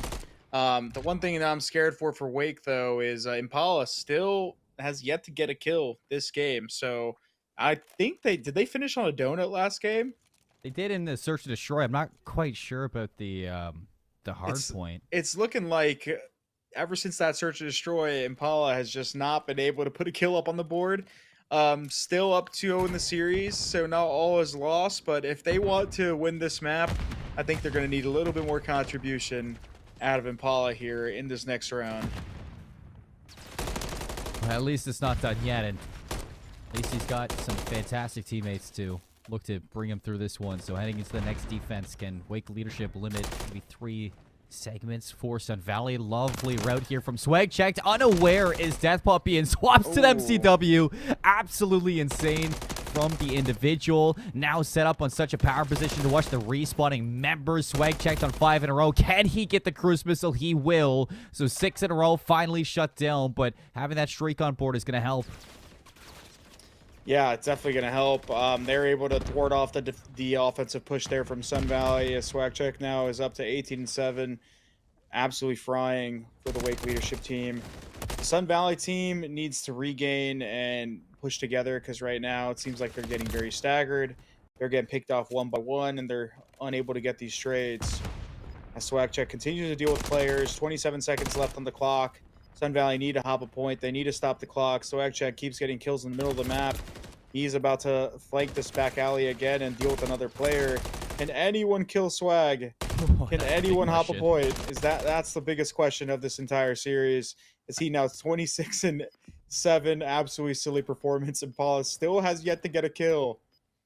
And the round isn't even close. I won't lie, Parasite, that's been the question that Jesse and I have been asking all week long. You know, who's going to kill Swag Checked? Who's going to take down this player? And, you know, we just haven't really had that question answered just yet. So, you know, big out of Sun Valley to make the rotation over towards A, but, you know, it seems like it's a little too far gone yet again. Trying to get that segment locked in over towards B. PNK caught out. Nice to get the first kill. Delaying this at least a little bit longer, but overwhelmed, and that's going to be the time draining away. So Wake Leadership with a very big answer back inside of round 2, where they got those at least 4 segments back in their first round. Now, with only giving up 1, they're feeling good just in case this goes to, I guess, a round 5. Yeah, it's not looking very pretty for the Sun Valley team. They have some players that are showing signs of life. And you got to think, if Swag Check probably wasn't on their team, this might be a little bit of a closer game. But I think Swag Checked is pretty much like 3 players in 1 at this point with how he's performing on the map. Now, on the bright side, Sun Valley is on the defensive end, which is favored. And they were able to win a map, or a round, on the defensive side. So let's see if they can recreate that. As Death Puppy is able to get 2, Bill Cosby gets another player. And Death Puppy gets another one. So that's going to be a clean 4 dead for the Sun Valley roster. As Wake Leadership is going to be spawning towards that fortress side of the map. And it looks like they're going to be pushing over to this B site. Only player there is Death Puppy, as PNK is coming in for the reinforcements. Nobody yet to touch the point. Let's see how Sun Valley opts to defend this. Swag Check finds an opening. He's able to pick up 1, but Neo's going to answer right back for 2 and thwart that push from the Wake Leadership roster. So far, so good for Sun Valley in this round. Again, 6 life advantage, and PNK stays alive, gets away. So, you know, might be able to reinforce this B zone, but 2 quick kills for Wake Leadership. This is going to open up the floodgates for Swag Check now, looking to make a play through mid. Set up in DVD. Has nobody in his sights just yet. Everybody is hiding away for Sun Valley and finding these cheeky kills, but let's stack this B zone. 2 members on. Pinch coming out from the flank. PNK is going to be here to shut this one down. Swag Check the first to go. Slides on in. The trades are out. And Sun Valley continuing to drain this time. 30 seconds left, Parasite. Yeah, Death Puppy and Cosby have really stepped it up this map. They've been able to find a lot more kills from that hard point. Swag Check is trying to do everything he can to find himself an opening here on this offense here by picking up that player in Cafe. Running over to that A point, he's able to pick up another player. He's going to get a trophy down, and he's going to temporarily extend this game and see if he can string together some kills. Whoa! Impala got a kill! Wait, Impala's back. He's 1-17 now. He's finally on the board after 2 maps. Unfortunately, in this round, it might be a little too late. Actually, it's not. They actually managed to cap the B points, so they extend the timer here by a minute. That was probably the biggest kill of this round, if you think about it. So, I mean, you really can't judge somebody by their kill-death ratio right now, because Impala just saved this round. The one kill that matters gets the B zone, allows for a chance now at a win. Yeah, the life lead is double for Sun Valley, but at least they have a chance now, Parasite. So I'm on board with Wake Leadership on this offense, but PNK is an absolute turret inside of A, 4 in a row. A couple members going to fall around him, but see if he can turn up. Now it's all down to PNK inside of the zone with 3 members going down the slide over. 6 in a row for PNK. Almost finds Swag Check. 21 seconds left. Swag Check's going to put together a double over towards the Renetti. Can't find a third, but TI-12 has found his way in. Unfortunately, unaware that Neo is just around the corner. And now down to 16 seconds. Impala, can he find the important kill again? He just can't get it done. Chaconi, the next one in. She's going to fall. Neo with a 4 spree to put away another defensive round. Make it a 5 spree. Sun Valley, they're going up 2-1. Absolutely massive round. Big clutch up by Sun Valley, as now they take the lead in this control going into an offensive round. But the story has been all defenses here in the evasion control. Swag Check still putting up big numbers, but unfortunately it's not able to break through the defensive force that is Sun Valley right now. 47-9 in the hard point. Swag check 39-14 in the control, but it's been Sun Valley to just gonna edge out on this lead. 20-15 out of Neo, 19-10 out of PNK. Death Puppy, Bill Cosby, everybody is starting to show up now for Sun Valley, and this is what you kind of asked for this team. You know, for Sun Valley to have all 4 members ready to go. This is what you need to see to take down Swag Checked and a player of his caliber. So let's see if they can win out on their offense here. Swag Checked on the hunt. Flank is good for 2. One player has found their way in towards A, and they're in fact going to find Swag Checked looking towards his right. So the A zone getting captured. This is red alert for Wake leadership. Yeah, you know, if you're on the defensive end, you really don't want to lose this A point first, but PNK is going to over challenge and fall to Swag Checked as he's able to keep stringing together these kills on the street and stop the A push entirely. However, Sun Valley has rotated over to the B site and they are able to get that first pick, and they have pretty much full control of this side of the map. PNK uses a streak and gets 2. Now it's up to Swag Checked, the only player here. He's able to pick up 2 players. They line up, almost able to get the turn and burn on PNK, but PNK makes short work of him. And it's looking like, though, it's just as I say that, Chaconi with an absolutely massive 2-piece to stop this point. Going to go back up and try to decap that. They are going to fall. Next player in line is Impala, not having the greatest of maps, is going to fall, and that is going to be the B point taken for Sun Valley. Now, they got a minute and 48 seconds on the clock to potentially close out this game. I like this out of Swag Check to, you know, completely give up that B zone, set up in the spawn to catch a few members maybe as they respawn back in towards Invasion, as they're going to decap this A zone back over towards the 1 segment. Swag Check's going to get caught in the flank. Death Puppy on the reload, going to get found out by TI-12, and it seems like Wake leadership have found their way back here on this defense. Giving up that first segment or that first zone might be a little bit troublesome, but a 2-life advantage now, a 3-life advantage for them to work with. Yeah, they're able to pick up a couple kills here, and they're going to have the life lead. However, the Sun Valley team does have players in the Wake leadership spawn here. They are going to get dealt with, and it's looking like there's a big 1v1 at the point. Death Puppy wins it, so he's now going to be on the point, trying his best to stop that clock, but he's going to fall to a nade. And now Swag Checked almost up to 50 kills, still a minute left, and another round on the board. If things keep going this way, he might actually be able to get a 60-kill game here. 49, and we're not even into round 5. So Wake leadership, it seems inevitable at this point. So 35 seconds left. Sun Valley, one last chance at this one at PNK. Oh, Neo, 3 kills down. Chaconi, the only one alive on the inside. Can she go big? That's absolutely a massive win. Stop this one out. The respawns now. Time is stopped at 24 seconds. Swag Checked and TI-12 looking to get involved. Just catches the flank players. Oh. No way. Swag Checked burns those 2. And that should be the round done. Chaconi actually had a massive 1v1 win there.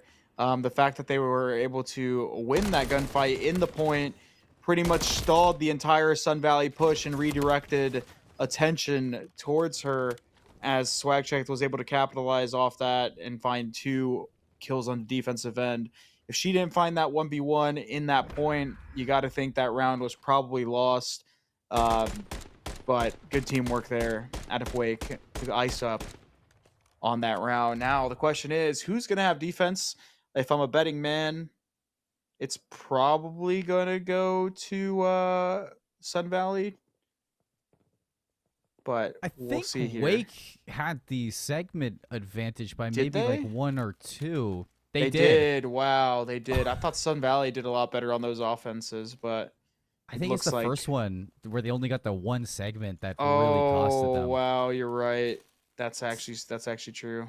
So this is Wake leadership now, looking to 3-0 sweep inside of the semifinals, and have that chance for $8,000. But look at the execute from the offensive here. Sun Valley 3-hit A, and Impala, the only one here to stop it, is going to have to need a couple more kills to stop this segment. But no, PNK with the win. Swag Check cleans it up. 2 segments gone at A. Yeah, that was an absolutely massive stop. Losing A is not ideal, but that is still really good for the Wake leader or the Sun Valley roster, as they're able to get 2 ticks on the hardest point on the map to take. So if they're able to take that B point relatively quickly here in this round, they're going to have a really good shot at taking that 1 tick and a lot of time on the board, but doesn't look like they're able to do anything yet. Oh, they're back on A. Neo was able to sneak over to A. He might actually single cap this. Swagcheck is going to race over here to try to stop it. He's going to catch some good timing and win the 1v1 off screen that you're not going to see. But the Sun Valley push here on the B point is coming in strong. TI-12, the only player left here to defend this. Can he get a kill? He doesn't get a kill, but Swagcheck's missile does, as he's able to stop that entire push with that cruise missile. Now running up the street, picking up another kill. He's now at 63 and 20. He's triple positive. This ain't even real. He's gonna be running down the middle of the map here now, flanking the players from Sun Valley. Able to pick up 1, not able to pick up a second, but TI-12 is able to pick up the cleanup kill, and the B point is steadily ticking as TI is the only player in position to stop this currently. He's gonna have to fly if he wants any hope at stopping this point, but it doesn't look like he's going to be able to get in time. And just like I say that, Chaconi actually slides onto the point for a second there and delays the inevitable as they end up taking the B point. Now, with a minute and a half on the clock, Sun Valley need all but 1 tick, or they need 1 tick to extend this map, or to extend this series to a map number 4. And you got to think, you know, how close Neo was to getting this A zone just when Swagcheck absolutely clutched up, and Neo's going to do it again. That's 2 down. And Paul on the inside just can't make it happen. That has to be it. All they have to do is stack the zone. Swagcheck is going to race over, but Neo puts a stop to it. The nail in the coffin. Parasite, they are pushing this to a map number 4. I cannot believe what we just saw. That is the absolute masterclass out of Neo to win that up. What a position for him to hit that full flank and clutch up for Sun Valley. Yeah, he had himself a little bit of a map there. He goes 34 and 25, positive 9. PNK again continues to perform well. Those guys have been the lifeline here for Sun Valley in the series. But on the other end, you got Swag. He drops 65 kills with 10k damage for the loss. Absolutely unbelievable. I would be full tilted if I was in his position. But he's still currently up 2-1 in the series, going into a hard point where, you know, he is going to shine. So we'll see what happens. I mean, we said the same thing about the control. He just put up 2,000 damage per round, but it's a big win for Sun Valley to win that and push us to another hard point. We get to see a map number 4, but Parasite, as we get set up for this hard point, we're going to take a little bit of a step back, a little bit of a break here. We'll be back with some more semifinals, everybody. Stay tuned.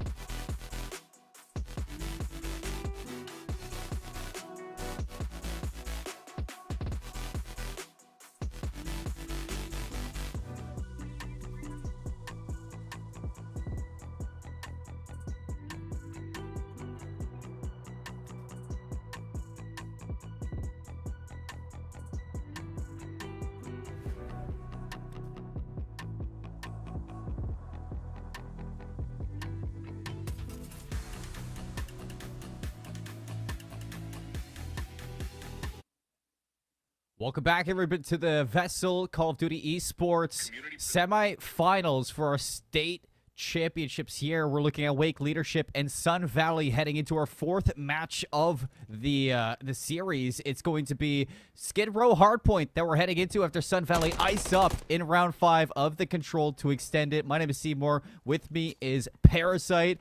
Parasite, I mean, how you feeling going into this map after we saw the absolute masterclass out of Swagcheck just miss out on the win? Yeah, I'm feeling good, man. I mean, it's good to see Sun Valley show some life there, get a dub on the board. Not letting Wake Leadership walk all over them after the first 2 maps. Swagcheck had an unreal performance last series, but players like PNK, players like Neo were able to deal with that threat and force another map. So we get to watch some more Call of Duty. Of course, that's what we love to see at the end of the day. Just more Call of Duty. And Sun Valley, I mean, can they push this to game 5? Can they, maybe hit that reverse sweep?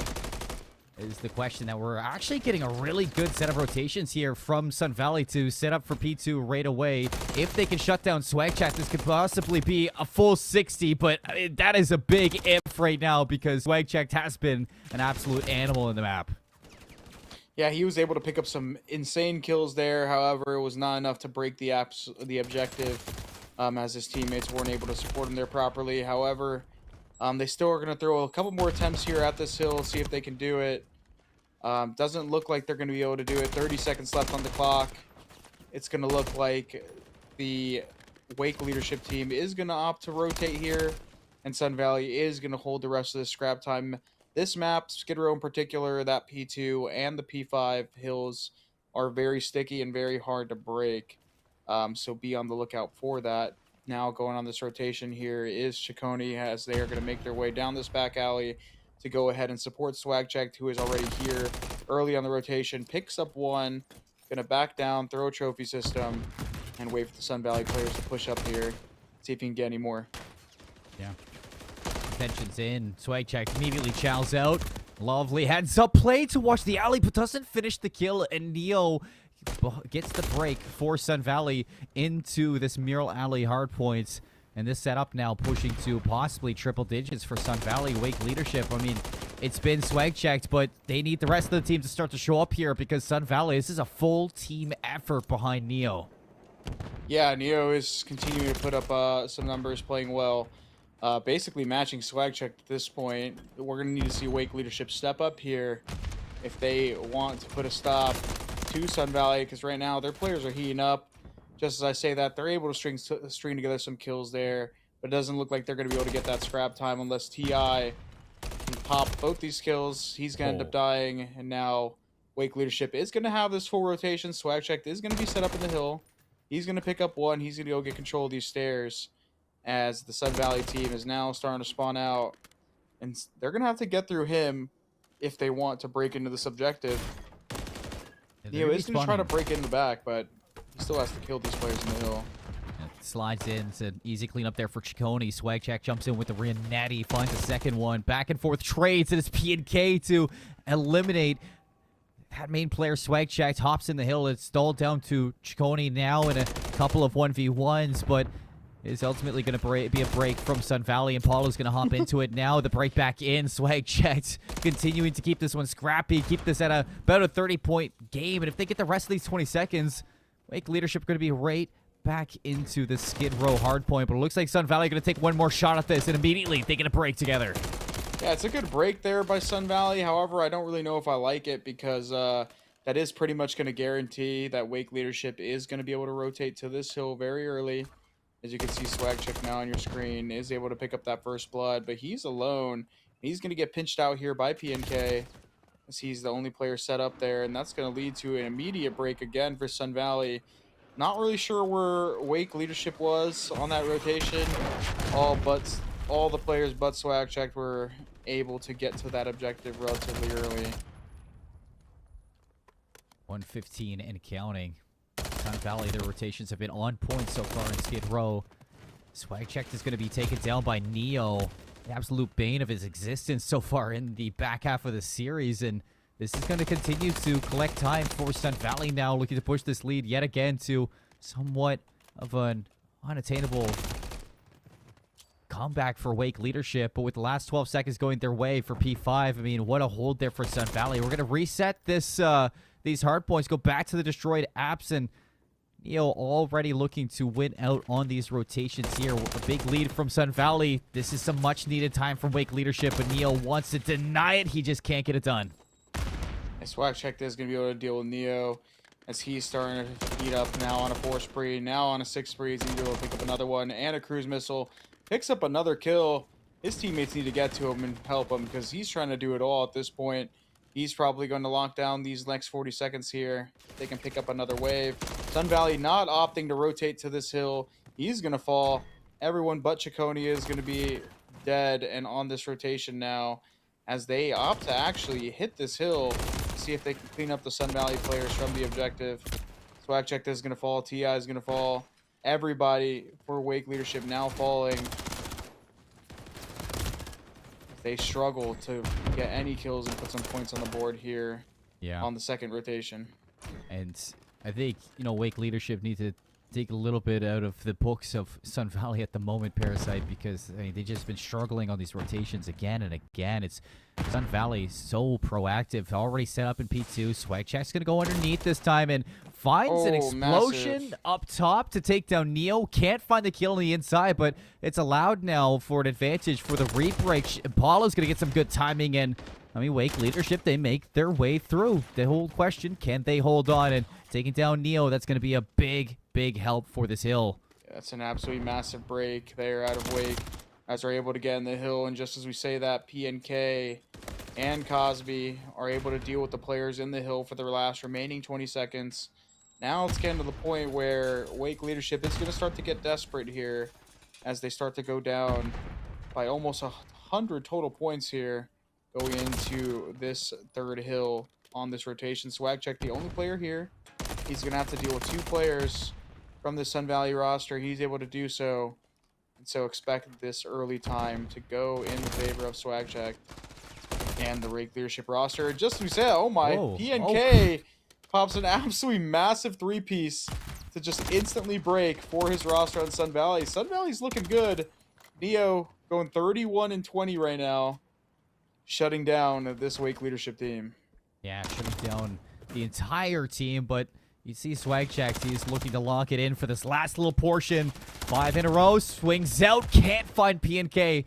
Almost locking down another cruise missile for the team. 202 to 140, 60-second difference between these teams. Chicone's just going to hold down, allow TI-12 to get involved, and as soon as he does, that double kill allows Chicone to pop back up for the last little bit of scrap time. Eyes on the rotation. You already see player number 5, Bill Cosby, set up for this hill. Swag Checked, looking to catch a little bit of a timing onto a few, but won't clear his corner and almost gets the turn on. It's not going to be enough. Impala's there to clean it up. That is going to be a good rotation out of Wake leadership. This is their opportunity to win, not to win this game, but to tie up the map here. If they're able to thwart this push and funnel the Sun Valley players to spawn out.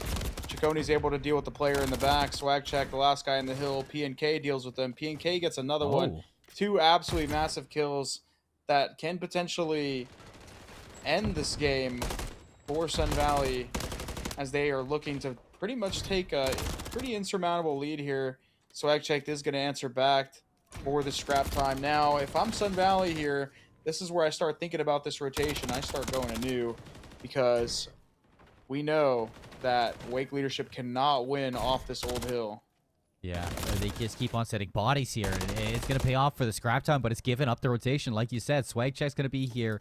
Again, a very important moment for Wake leadership. Going in towards P5, you highlighted that this is a very hard hill to break for teams. And this is where Wake leadership needs to put their foot down for the comeback, and that's going to be step 1 to a very long, multiple-step process to find their way back here into Skid Row. Swag Checked, another kill, just holding this high ground, watching over with the MCW, looking for a third, but a bit of bad timing there. Looks away, back in, can't find Neo. That might be Chicone won't pop up for the kill, and the break happens for Sun Valley. That might be it.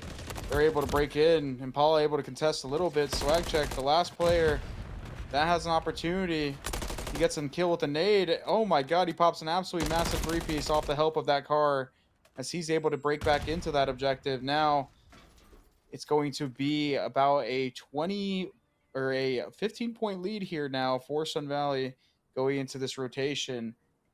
Oh, The hero that is Swag Checked is going to be trying to make this play here to win his team the game, but he has a lot of corners to check. Let's see if he's able to do it. He's found a timing on in contest for the hill. Paula's going to find one, a trade, but won't be able to find the kill with the MCW. PNK walks away. It's time for Sun Valley. 10 seconds left. Ciccone looking to jump on in. Players collapsing, racing towards it. But Neo down the hall. 3 in a row. Swag check. Can he do it? Can't give up 3 seconds, and that might be it. Sun Valley from down 2-0. Parasite, they are taking us the distance to Game 5. Yeah, absolutely unreal game of hardpoint there. PNK and Neo both stepped up massively for their team, shutting down the force that was Swag Checked and the rest of the Wake roster. Going into this map 5, I don't know what to think.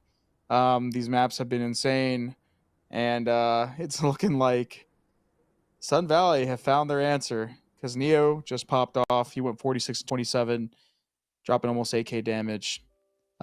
Really the force on that map that was able to answer back after being down 0-2. Yeah, I mean, it was a long time coming, I'd say, for the Sun Valley team. A very slow start in the terminal hardpoint. Just maybe it wasn't their map. Maybe they were just a little bit cold heading into this game. But after game number 4, I mean, I don't know what else to say about this team. But it's kind of one of those situations where every single player on Sun Valley right now are just stepping up, Parasite. You know, you have PNK and Neo definitely slaying out. But when it comes down to the rotations in Skid Row, every single player was kind of doing their part there for Sun Valley, and it wasn't the same for Wake leadership. So, I mean, luckily heading in towards Game 5, we're changing back over towards that search and destroy. You don't have to worry about the respawns at that point. Swag checked, you know, possibly can jump back into that carry role that he's been showing all series long. And it was close last time on Search and Destroy, but it was a Wake leadership win. So I don't really know what to think going into this Game 5. I feel like it's anybody's game at this point. Yeah, it's definitely anybody's game. I'm interested to see how this pans out. Can Neo and PNK continue to stop Swag Check in his tracks, or is Swag Check going to have another takeover map, but this time for the win? We got to see more players on that Wake roster step up, because notably Impala has not been having the best of series. There was a point where he hadn't got a kill for like a map and a half, which was actually insane. I think he might have set a whole new record. But yeah, we got to see more out of those guys, because they're letting the team captain down right now. Yeah, it's definitely going to be a step up from the whole team. But just an FYI for everybody tuning in, there was a bet made between the Vesl staff, and it seems like they were betting on whether or not Wake leadership will win the whole tournament or not. And if they don't win the whole tournament, the founder, Risk, I think, you know, the bet, if I remember correctly, it was he needs to sing the national anthem at the state championships. So with Sun Valley pushing this all the way to a game number 5, and 2 maps in a row, the momentum definitely on their side for Neo and PNK. I mean, Risk might be singing the national anthem. Yeah, he might. We'll see. Because this is looking scary for that Wake leadership team, as they were up 2-0. They're being threatened with a reverse sweep here, but it is S&D now, and they did win that last one where Swag was going off. So we'll see if they can win another.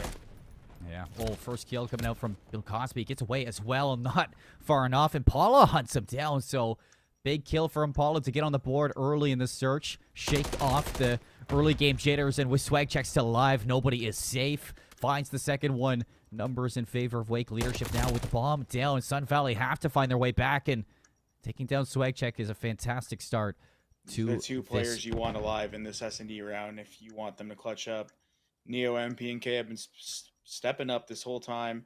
Ciccone gonna be on the bomb site, gonna get shot in the back. Now Paula left, he's able to pick up 1. Now all he has to do is check at 7 and make sure that this player isn't defusing. Oh yeah. Is he gonna do it? Oh, he knows. Oh. Oh, dude. Oh my god, he actually does it. Okay. That was looking scary for a second. I mean, Parasite back in game number 2, Impala had 0 kills, but that's the first 3 kills he gets is the 3 kills to win the game. A 1v2 clutch from Impala. Absolutely massive, man. It's good to show. It's good to see him stepping up and clutching that absolutely massive round for his team. As he's now 3-0 in the round, or in the map, as now Wake leadership going onto that defensive end. Let's see if Sun Valley have an answer. As the last S&D, I believe it was all offenses up until halfway through the map. What an angle from Swag Checked. I mean, with a player who's been around as many CDL players as he has, I would expect him to know all the spots for something like that, and he's definitely ready for this invasion search and destroy to start off with that first blood. Now, where are we going to get from Sun Valley? They've completely hit the brakes, slowed it down, and that's allowed TI-12 to work his way up this B streets and has an angle on a couple of these players. It's going to force the attention of Sun Valley back. They take him down, and that suddenly opens up that B site for possible plants. Yeah, it definitely does, but Sun Valley is able to pick up 2 players. Still have yet to deal with Swag Check here, pushing up on the street. He's going to win a massive gunfight. As now, Sun Valley looks to have recognized that the B side is now open, so they're going to go ahead and rotate this bomb over. As Shikoni and Swag Checked don't really know if they have done this yet. Shikoni caught some bad timing there. Goes to check the wrong site. It's looking like Sun Valley is going to get a last-minute plan off here. On this B site now, in a 2v2, defending this bomb site. Swag Check is going to push up the street. He's going to get in a 1v1 gunfight with Cosby, I think. It's kind of hard to see the text. He's not going to be able to take him out now in a 2v2 still. Ciccone wins a massive gunfight. They do know that there's one more player here on the site. Ciccone recognizes that he could be back coop, and Swag Check deals with them. Absolutely massive clutches here out of the Wake leadership roster in the search and destroy. Now up 2-0 in this game 5. Yeah, I mean, Sun Valley just, I mean, they iced up back in the control. They went out on the hard point, but so far in some very important moments, they just haven't been able to close out these search and destroy rounds. Swag Checked being left alive all the way to the end, understands the situation, and he delivers with the clutch after Impala does it back in round number 1. So, like you said, 2-0 lead for the side of Wake leadership. Heading into round number 3, they're going to be back now on the offensive side. Wake leadership maybe losing out on a couple of the first bloods back on Skid Row, and, you know, same thing is happening here on Invasion, but for these first 2 rounds, is giving them a little bit of room for error, and that B is going to be completely open. It's a quad stack over towards A from Sun Valley. Nobody here to defend B. Yeah, absolutely insane play. You typically don't see a play like this on defense, on Invasion. Swag Checked and the rest of Wake are going to recognize this, and they're going to start to clear out this B site here. Swag is looking for an opening. He's able to get a first blood, and he's going to get out with his life as the rest of his team is pushing behind him. Death Puppy able to pick up a kill there in transition. That's actually going to be bomb, so that's going to stall this for a bit. Swag Check, this is going to pick that up and look to go for a bomb plant here as the rest of Sun Valley is trying to flank around this backside and deny this bomb. It's looking like the Sun Valley roster is getting overwhelmed. TI picks up an absolutely massive 1v1 gunfight there to help equalize the man advantage. Wars team picks up another one, going absolutely massive here in game 5. As Neo is now left in a 1v2, able to pick up one. He does know where the second one is, but he is weak. Swag Check able to deal with them, and that's going to be another round on the board for Wake, as they're able to now be up 3-0, and they're actually getting a really collective performance out of everyone on their team right now. So very important. We were talking about it going in this map, that we need to see them all step up, and so far so good for Wake leadership. I feel like that was kind of like the next step for Wake leadership on, you know, their chances to win this state final, and seeing Impala win out in that first 1v2 situation, actually find himself some comfort here in the series. That is a good feeling for the whole team, and Swag Check can just do whatever he needs to do now to win this one out. So 5 in a row from Swag Checked First blood in the last round gave them that chance, and this time overwhelmed. Neo and PNK both going to catch him out in the open, looking to be a hero towards A, but instead opens up for a possible plant. Fortunately enough for Wake leadership, the bomb is nowhere close to A, and they have the setup towards B to maybe stop this. Yeah, I mean, they are up 3-0, so they do have a little bit of room for error. There's still a doable round. Ciccone and Impala now in a 2v2. Impala is going to get sniffed out, so now Ciccone in a 1v2 to try to clutch this up. And she's gonna catch some bad timing here. Is he okay? I don't know what's going on here. Oh, he's just on they the see tank, each other. The shots are there. No kill just yet. Bomb going down at A, and Ciccone just gets away here. I don't mind this call to not take that fight towards tank. It's not an easy fight to take at all. So the full Raptor DVD with 36 seconds, both members in individual spots. So Ciccone has a chance to isolate both of them, but it's going to come down to some timing. Gets the first. It's down to a 1v1 Parasite. Yeah, if Ciccone can win this, this is probably going to be an absolute mental collapse here for the Sun Valley roster. Ciccone spots him, but not able to finish the kill. Almost had that one. That would have been an absolutely massive round for Wake, as that probably would have been the nail in the coffin in this series. But Neo, again, the superstar, one of the superstars for the Sun Valley roster, clutches up in the 1v1 to keep Sun Valley alive here. Now 3-1 down on this map number 5. It's a big round for Sun Valley. I mean, another 1v2 would have been crazy. Ciccone, right idea, right strategy, and even catches out that last player. Just, again, tough gunfights to take in the end there. So Sun Valley, now can they put together 2 to equalize here in the search and destroy? Losing out on that first blood. Neo trades it, goes for the second one, but that swag check bouncing around the map. 3 versus 3 when everything kind of stops, and the bomb is slowly working down this B street. So player number 6, Neo, has to be a little bit attentive to see this. Swag check gives himself away, baits out PNK. There is a member behind him, but spots out Neo as well, and calls to the teammates to maybe collapse on this one, but nobody's going to be finishing that kill. Swag check now has to hunt down this member in their spot. He will. 1 versus 2. Neo against the rest.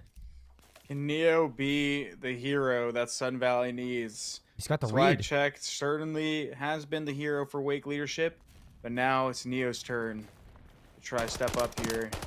Swag is going to put some bullets into him, but he's going to get cleaned up by Ciccone. Absolutely massive round there. Out of Wake leadership, now 4-1 up. This is not looking good for Sun Valley. They are fighting these rounds, getting quite a few kills, but unfortunately, in the end of the day, it's not going their way. The dynamic duo between Swag Checked and Ciccone once again putting away the rounds 4-1. I mean, that was the right read for Neo to make. I just a little bit uncertain in their own mental that was the right call and pushes out a little bit too early. If Neo stays put and Wake leadership actually do go to that B site, I mean, that could have been a Sun Valley round win. But heading into round number 6, Swag checked again, posts up on the bridge. TI-12 down B street, some nice shots for some early damage, just no kill to go behind it, and it's going to lead to some map control here from Swag check to maybe fish for a kill. Somebody right around the corner. What a win there on Neo. That was a big win. He's kind of a bad spot, but still managed to bail himself out there, get one before he gets dealt with. Now, if you're going to see Sun Valley win around here, this is going to be the one, as they are able to deal with Swag check now. We got to see if Sun Valley can capitalize on this opportunity. Death Puppy's able to get one. Not really sure if I agree with the play out of Wake here. They are on the defensive end, so they do just have to wait out Sun Valley. However, they're often to get aggressive here, and it doesn't look like it's going to pay off. Now, Impala left in a 1v3. And I'm pretty sure they kind of know where he might be, so they are going to shift over to that A bomb, and it's pretty much as free as it can possibly get, as they're going to get this bomb down. Yeah. Impala's going to get spotted too. So 44 seconds for Impala to do the impossible. Somehow has found some timing to get all the way down in a spot where maybe you could find some of these kills, but Impala is just playing the guessing game right now, and the hide and seek for Sun Valley is just nobody's being spotted yet. A lot of noise now from Impala. Gonna pop that dead silence. little bit too late to this one. Oh, do it. No! Oh, if he hit that Ninja Diffuse Parasite, I see a world where it happens, but... Maybe. Didn't Big pick round up out the of Sun bomb. Valley, though. They were able to capitalize on their opportunity, dealing with the captain in Swag Checked. And Neo, which is kind of funny because those are both the best players on each respective team being traded out in that round, seeing how that played out. But now we're going to have Wake leadership on the offensive end, up 4-2, game 5. Let's see what they opt to do on this offense, see if they can push this to a match point. Be a big step for Wake leadership. Back onto the offense. It seems like they're going to 4-hit out to A. Only players really here to stop this for Sun Valley are on the bomb itself, but one has moved in towards the hotel lobby, and Swag Checked is going to find them. That's Bill Cosby going down. First blood to Wake leadership yet again, but look at the map control that they've got towards B. Already a player inside DVD, a player over towards the tank, and that's going to turn Neo into this one. The snap from Swag Checked. He is just unbelievable. Yeah, he's making play after play, getting kill after kill now on a 3 spree. He's got 3 in this round, looking to see if he can get this ace here. Now in a 2v1, he's going to get the ace, and man, he's just frying. He's putting the team on his back right now, making sure that they close out this series. Up now 5-2. Sun Valley has fought valiantly in this series, making the almost miracle run to get this reverse sweep, but unfortunately now down 5-2. They're going to have to give everything they got to see if they can make this comeback here. I mean, we kind of hinted to it heading in towards the search and destroy. Somebody had to yet again step up to, I guess, check Swag Checked inside of this map number 5, but they did it in the control. They kept on pace in that hard point. Just in the search and destroy, he's just been able to do so much individually to impact this map. And now Sun Valley, it's got to be 3 rounds in a row just to send it to a round 11, and then another one to upset Wake leadership here in the semifinals and upset Risk as well for his predictions. Minute left on the clock here. It seems like they want to go to A, and Cicconi's going to be here, but Swag Checked goes down. Massive kill. Massive kill. That's going to keep the Sun Valley team in it unless the rest of Wake leadership have an answer. It's looking like the execute's going to come over here to this A side. Ciccone now falls. A bomb site completely open. They're going to recognize that. Sun Valley is going to get the bomb down. Now 2 more players left for this Wake leadership team before this round is over. And I think Death Puppy sniffs one of the Wake leadership players out here.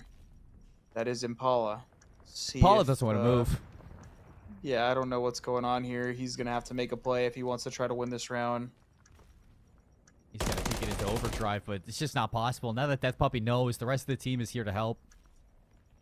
It will be Sun Valley getting a 3rd round Parasite, so they keep this game alive in game 5 of the series. Impala's going to get a consolation kill at the end of it, so it's not going to be as flawless for Sun Valley as they were hoping into this one, but as soon as Swag Checked went down, I mean, you see how much pressure Wake leadership are unable to keep on this map, and Sun Valley do a great job at maintaining pressure of their own, especially considering that you have Death Puppy watching the B Street the whole time, nobody there to flank. Yeah, it's going to be a massive round. It's obviously going to keep them alive, but they were able to deal with Swag Checked early, so they are going to be able to capitalize that again and push this map further.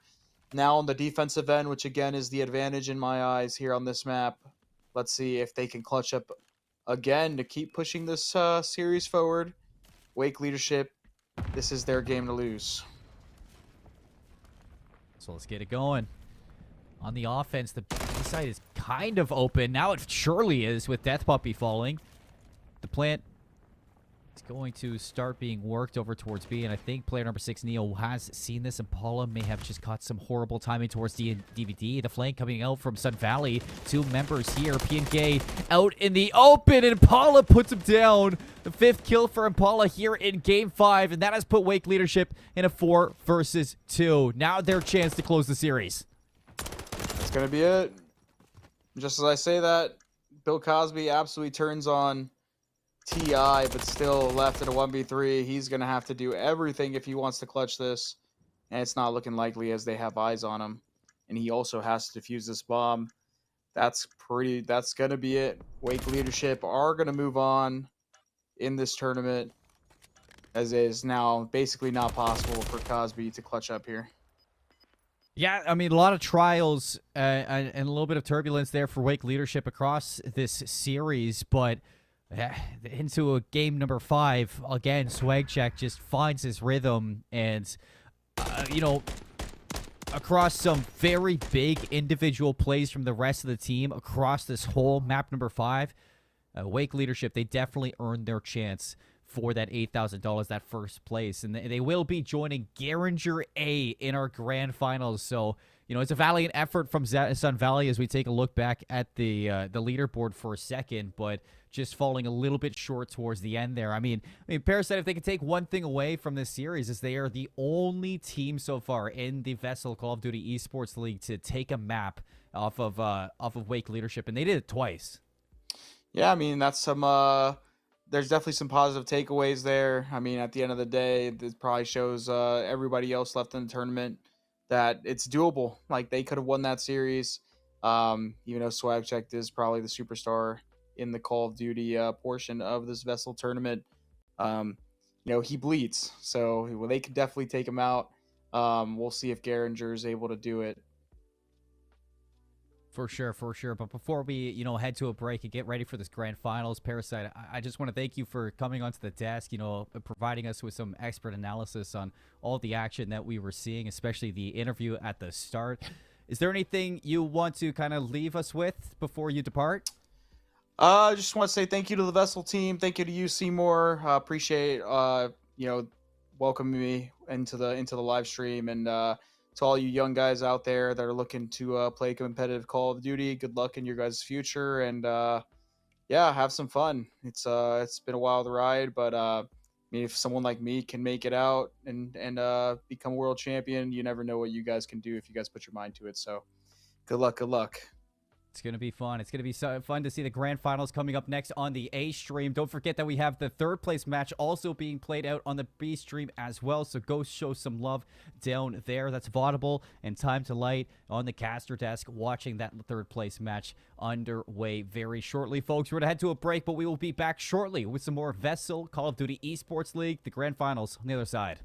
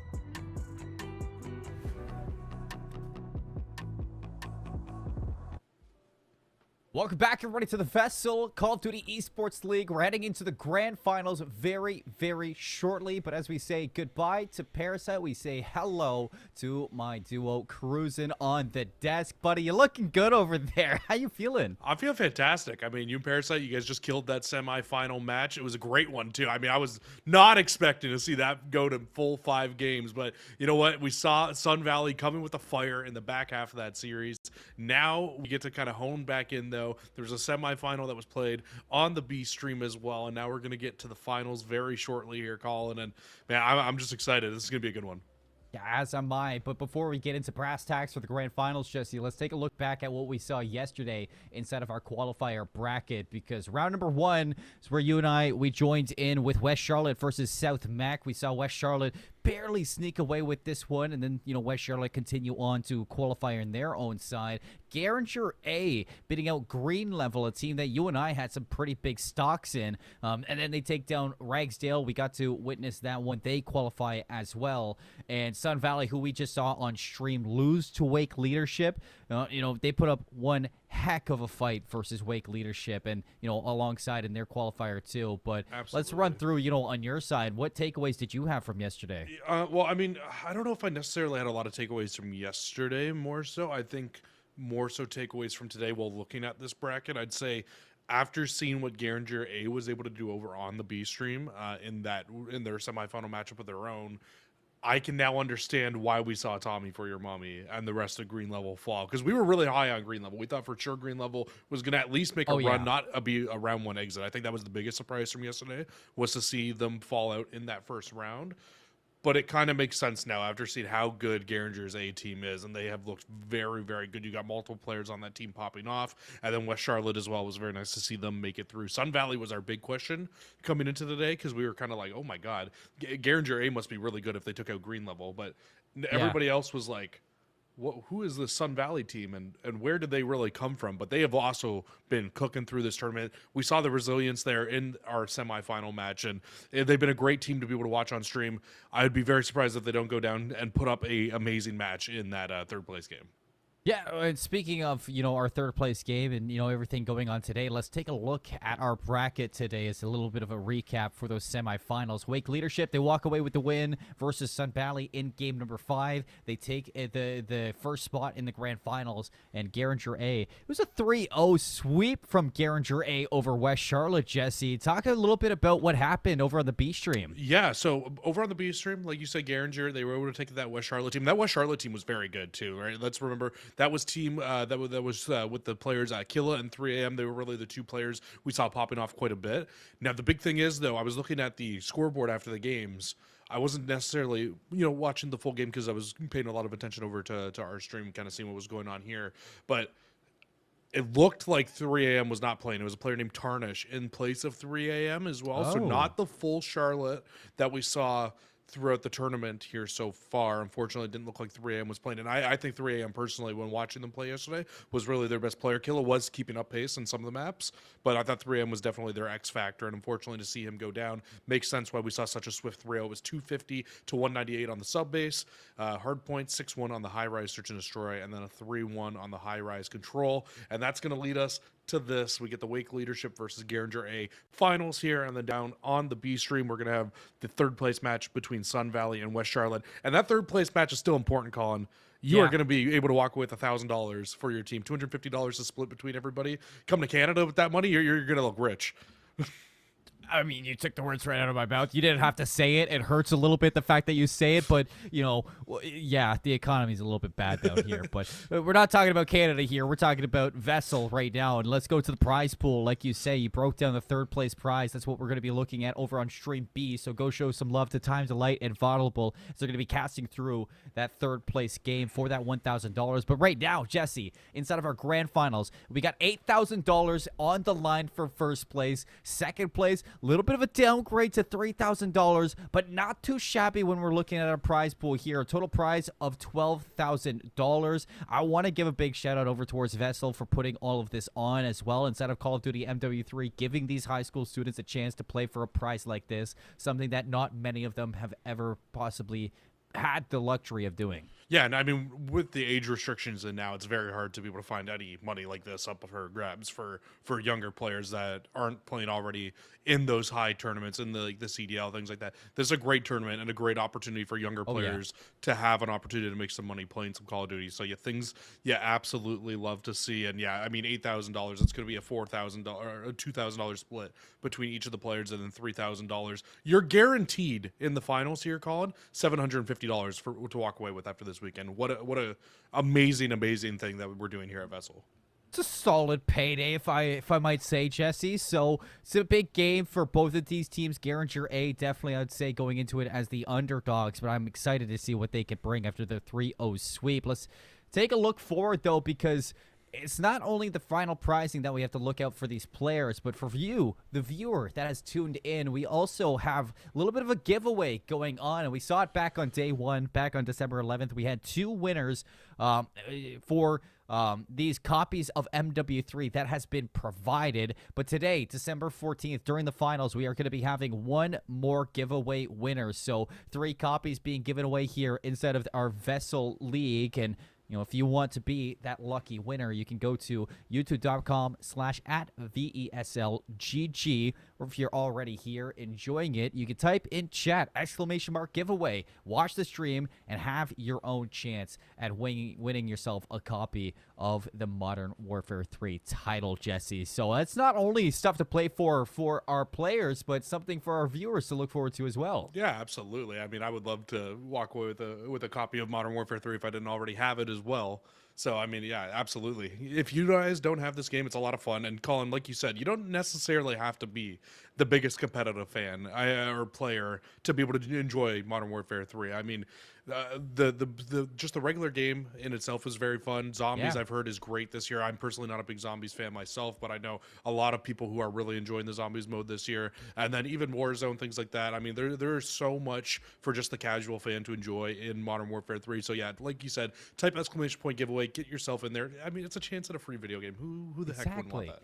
A free copy of Modern Warfare 3. You got brand new zombies, brand new Warzone, and a lot of camos to grind for inside of the game itself, Jesse. But looking forward in towards this grand final before we, send things to a break to get these players all set up. Talk to me a little bit here, because obviously, we're hyping this up as Wake Leadership, the team to beat throughout this bracket. Well, they've made it to the grand finals, Jesse. They've made it all this way. Now, what is it that you're looking for in this team to walk away with the win?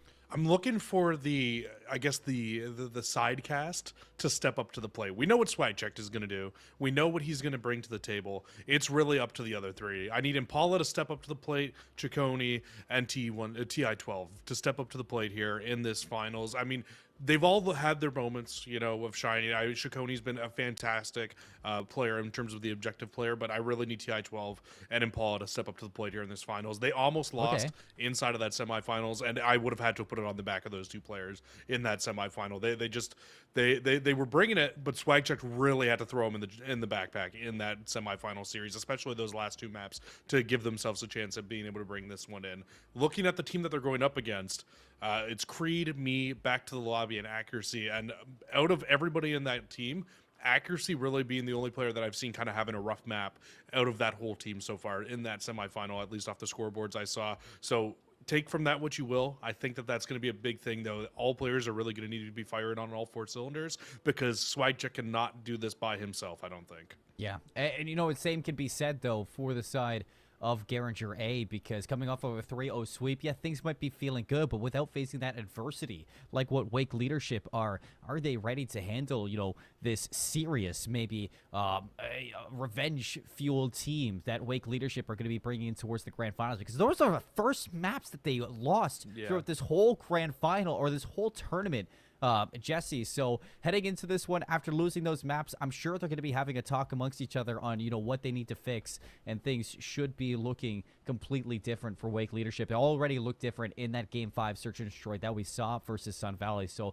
really look at Garinger A to kind of pull the exact same as what you're talking about for, Wake Leadership. And you need to see all 4 of these members to not only, I guess, participate at a high level inside this grand final, but but somebody's got to go above and beyond to go toe-to-toe with SwagCheck at the same time. We saw a little bit of that from Neo, but who's going to be the player from Garinger A that you have your eyes on to maybe match SwagCheck? Yeah, I think it's gonna have to be me. I mean, watching what they were able to do in the first series, they went 45-11 in that map one. Really, really good series, and those are numbers that we have seen SwagCheck be able to throw up as well. So if they can bring numbers like that here into the grand finals, that would be the big thing. The other player who really was stepping up to the plate was Creed. Only 31-21 in that first map in the semifinals, but 8-1 in the map 2 search and destroy in that 6-1 victory. So in 7 rounds, 8 kills, still a pretty good stat line for themselves and only 1 death. Things you absolutely love to see, and those are going to be the 2 players. If anybody's going to shut down SwagCheck, it's going to be those 2. Yeah, I mean, you're talking about yourself, right? You're going to be the one to step up on Garinger A? I mean, you said me.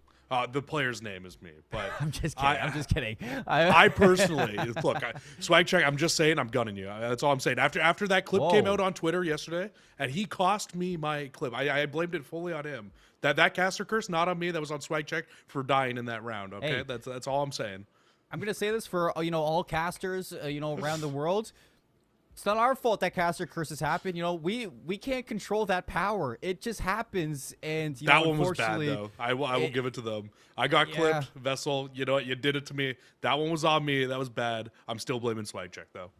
Yeah, well, we're going to have to take a little bit of a break to get these players all through the pick bands for our grand final maps and then get them lobbied up. But we should be back very soon, everybody, for the grand finals. Stay tuned. You're watching the Vesl Call of Duty Esports League. We'll see you on the other side.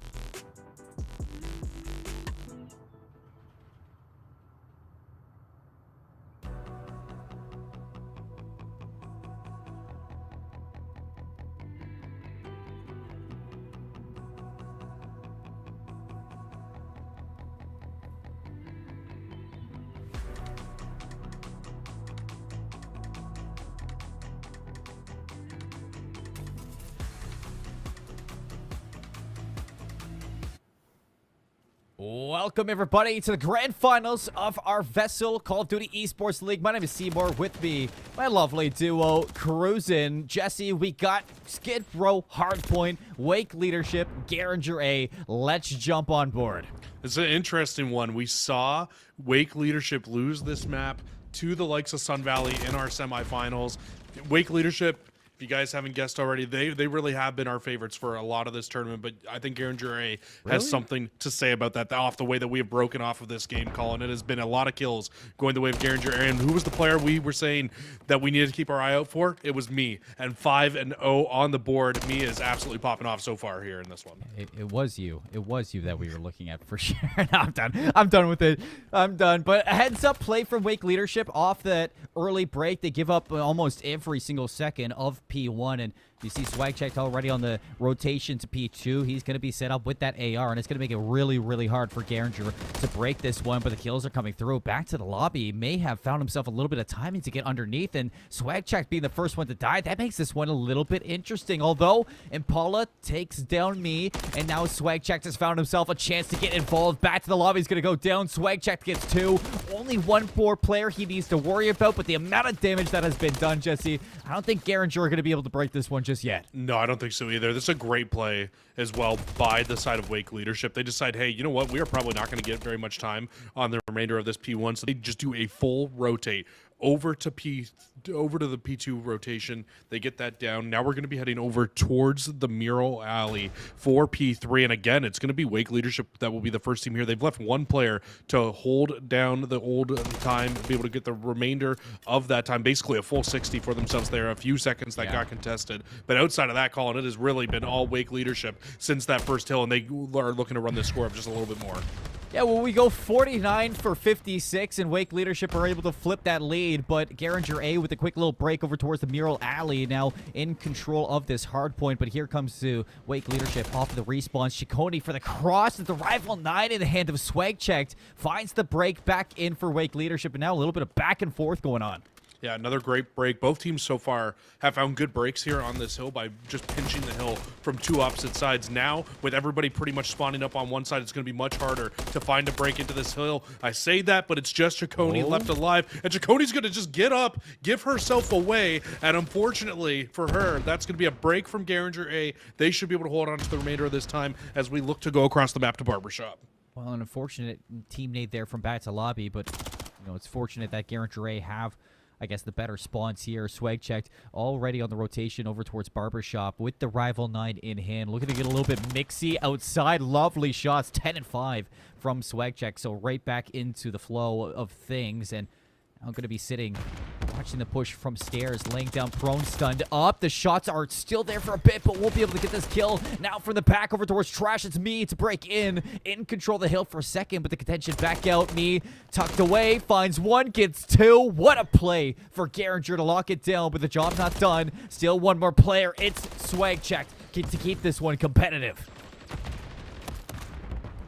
And the break comes through fully. Garinger A will be able to hold on to the remainder of this time.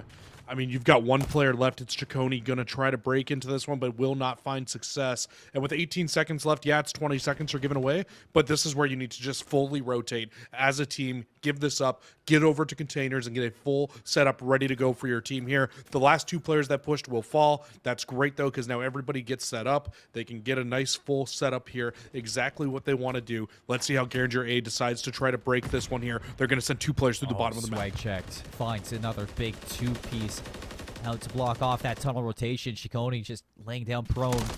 Getting all this time. Excellent crosshair placement to find that first. And SwagCheck still collecting kills on the cross. Ciccone, big kill coming up here from me and has the help as well. That's SwagCheck from above to continue being the human turret from Wake Leadership Academy. 5 in a row. 1 away from getting that kill streak as well. And the help is here for Ciccone to just lock down the rest of this time. Jesse, Wake Leadership, they flipped this lead and they have pushed it now to a 30-point advantage. Well, when we had Parasite on the stream, Colin, what 2 hills did he say were going to be the 2 hardest hills to break on this map? It was Hills 2 and Hills 5 that he had said. And so far, it has been perfect COD played by Wake Leadership when it comes down to those 2 hills. Yes, Garinger A dominant on hill number 1, and that's where we head to next. And they're going to need to be dominant on it again here. Otherwise, the score could get out of line very quickly. Yeah, it kind of comes down to when the hills get a little bit mixy. Garinger A feels at their best. Me, 16 and 8. 14 and 10 for back to lobby. Its accuracy kind of still having a little bit of a tough series here, 1 and 10. I'm looking at him to turn things around to be that X factor for Garinger A heading into the back half of the Skid Row. But as P1's going to open up, it's immediately the shutdown there from Garinger A. A triple kill coming out from Wake leadership to break into this hard point and to continue pushing this lead even farther. TI-12 is going to be on 2 in a row. Me is going to shut that down. Me finds 12, hops in, looking for the third, has a little bit of backup, and accuracy finds the kill, but it won't matter. Wake leadership hold their control.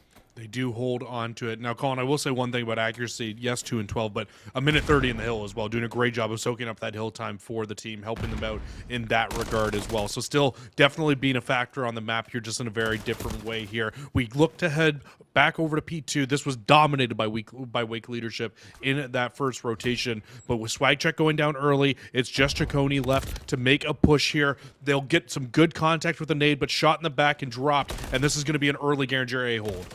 Going out, Me being a little bit dynamic there from side to side.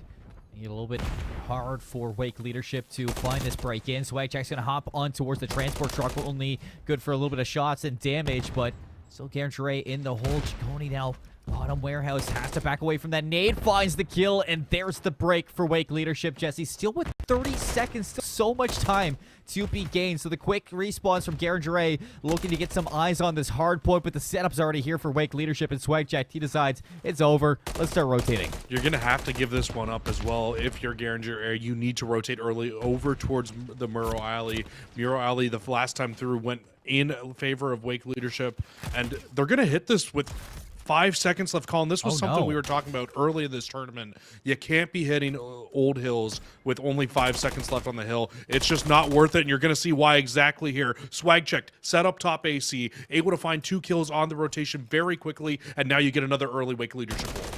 An answer back, though, so Swagcheck still has some work to do inside the hill, has the backup, but won't be able to read back to the lobby. Who's on this flank? Impala, not a great semifinals, but when it matters, he shows up, hiding away behind the dumpster. Semtex to hopefully back this member down. 17 seconds left for Wake leadership to take map number 1, and now Me with the trophy system out. I don't know where that trophy system went, but I don't think it really matters when Swagcheck is already on the flank. 1 player left. It's Me. Slides in for the contest. 6 seconds left for Wake leadership. This is so important for Me to just stay alive. Unfortunately, he's going to fall. Swagcheck back into position. 3 seconds left. Garinger A just looking to hold on, Jesse, but it's not possible. 250 to 144. It's a Wake leadership map 1. 250 to 144, and they started down 50 to nothing after hill number 1. So a great regain inside of that map 1 by Swagcheck and the rest of the team. And Colin, I'll say it, I got to give their flowers where their flowers are due. The rest of the team massively stepped up in this game versus some score lines that we've seen earlier in this game. I mean, yes, Swagcheck 36 and 13, but that might be the worst game of hardpoint we've seen Swagcheck play this weekend in terms of just overall stat line. I don't even know how you're going to even say that, Jesse, because it's still such a great show. For sure. but like for TI-12 and for Ciccone and for Impala, you know, it's not superstar stats, but it's still a level up from what we saw in the semifinals, and that's just enough to make it, you know, such a difference when, you know, we go back to Skid Row, a map where we previously saw this team lose on. So I'm right there with you. It is technically Swagcheck's worst map of hardpoint that we've seen, but even still, it's pretty ridiculous numbers coming out of Swagcheck on his team, Jesse. And not only to mention that all comes down to the second rotation too, because that was 90 to 90 heading into that 5th hill. Yeah, and I say that with a grain of salt, right? Like that's being I know massively overcritical. Like that was still an amazing performance by Swagcheck. Let's not get anything twisted here. I'm gonna sound like Swagcheck's biggest hater right now. That was a fantastic map 1, but all I meant was the supporting might cast be the only one stepped up to the plate. Yeah, I really might be. Everybody else gassing Swagcheck. Maybe somebody needs to knock him down a few pegs.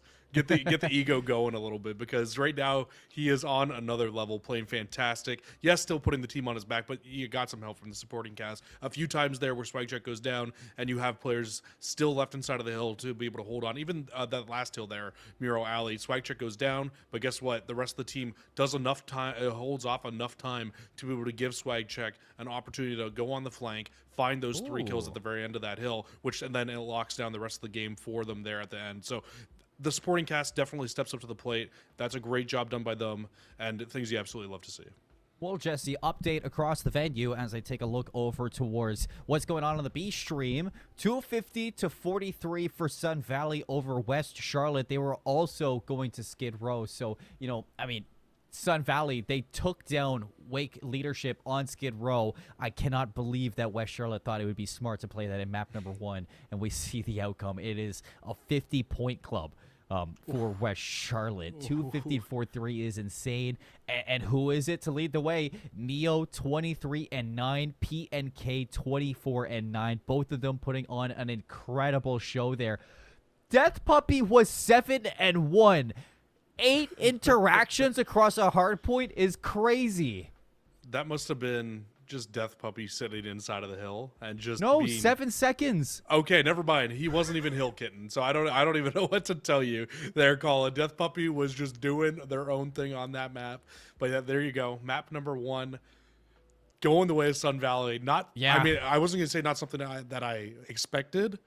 But wow, what a map number 1, like that scoreline is crazy. I didn't expect it to be that much of a disparity between those two teams, but that's going to be that. We'll wait to see what happens with, you know, map number 2 for that series back for our 3rd place spot. Don't forget, it's happening on the B stream here for Vesl GG. So we're heading into our 2nd game here in Search and Destroy now between Wake Leadership and Garinger A. Wake Leadership leading in the series, but we head back to Skid Row, Jesse, and we are guaranteed a map number 3 when this one is done, which is going to be Karachi after this. Well, very similar to the break off from the hard point. Very dominant here from the side of Garinger A off the start of this game. Swagcheck going to find himself in a 1 versus 4. I mean, if anybody's going to do it, it'll be Swagcheck here. But I mean, he just needs to try to find some opening on this map. If he can get this one-on-one win, I thought he was going to rotate all the way over to B. He is now. He's doing it. If you can win this one-on-one and get this bomb down, there's a very real opportunity to win this round. Creed stuck away. Shoots. Creed, I don't know what you saw. He's seeing ghosts. This is a ghost town. And there's 3 members here. Swagcheck's going to find 1. Dips over in. Creed not ready for it. That's 2. 1 versus 2 now. 30 seconds, and he is gone in the wind. Already heading back over towards A. There is a player inside of the burning apartments, but they don't know the bomb is getting planted, Jesse. No. It's getting planted, and he's going to back into towards green. So 1v4 chances here for Swagcheck. Hasn't been seen just yet, and he's going to take the full scenic route all the way back in the stairs. Me's going to hop this defuse. Swag checked. He's not going to look in. Oh, he's going to spot him, though. Bob gets dropped for me, and that's enough for Swag Check to keep this one alive in the 1v2. And Swag Check now going to go for a repositioning. Play this from the broken window. I love this play. It's so ratty, and that's a 1v1. Swag Check for the 1v4. Oh, it's the ace in round 1. Jesse, you said it. If there's anybody who's going to do it, it's Swag Check. And what do you know?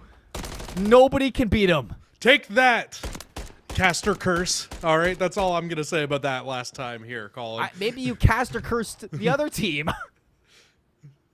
We're not talking about it. Swag Check with a fantastic ace there in round number 1. I mean, he just had to back up that performance in map number 1, that very poor performance of 36-9 or 36-13, you know, by coming out and getting the ace here in round number 1. Fantastic job done by them there. And now we head into round number 2.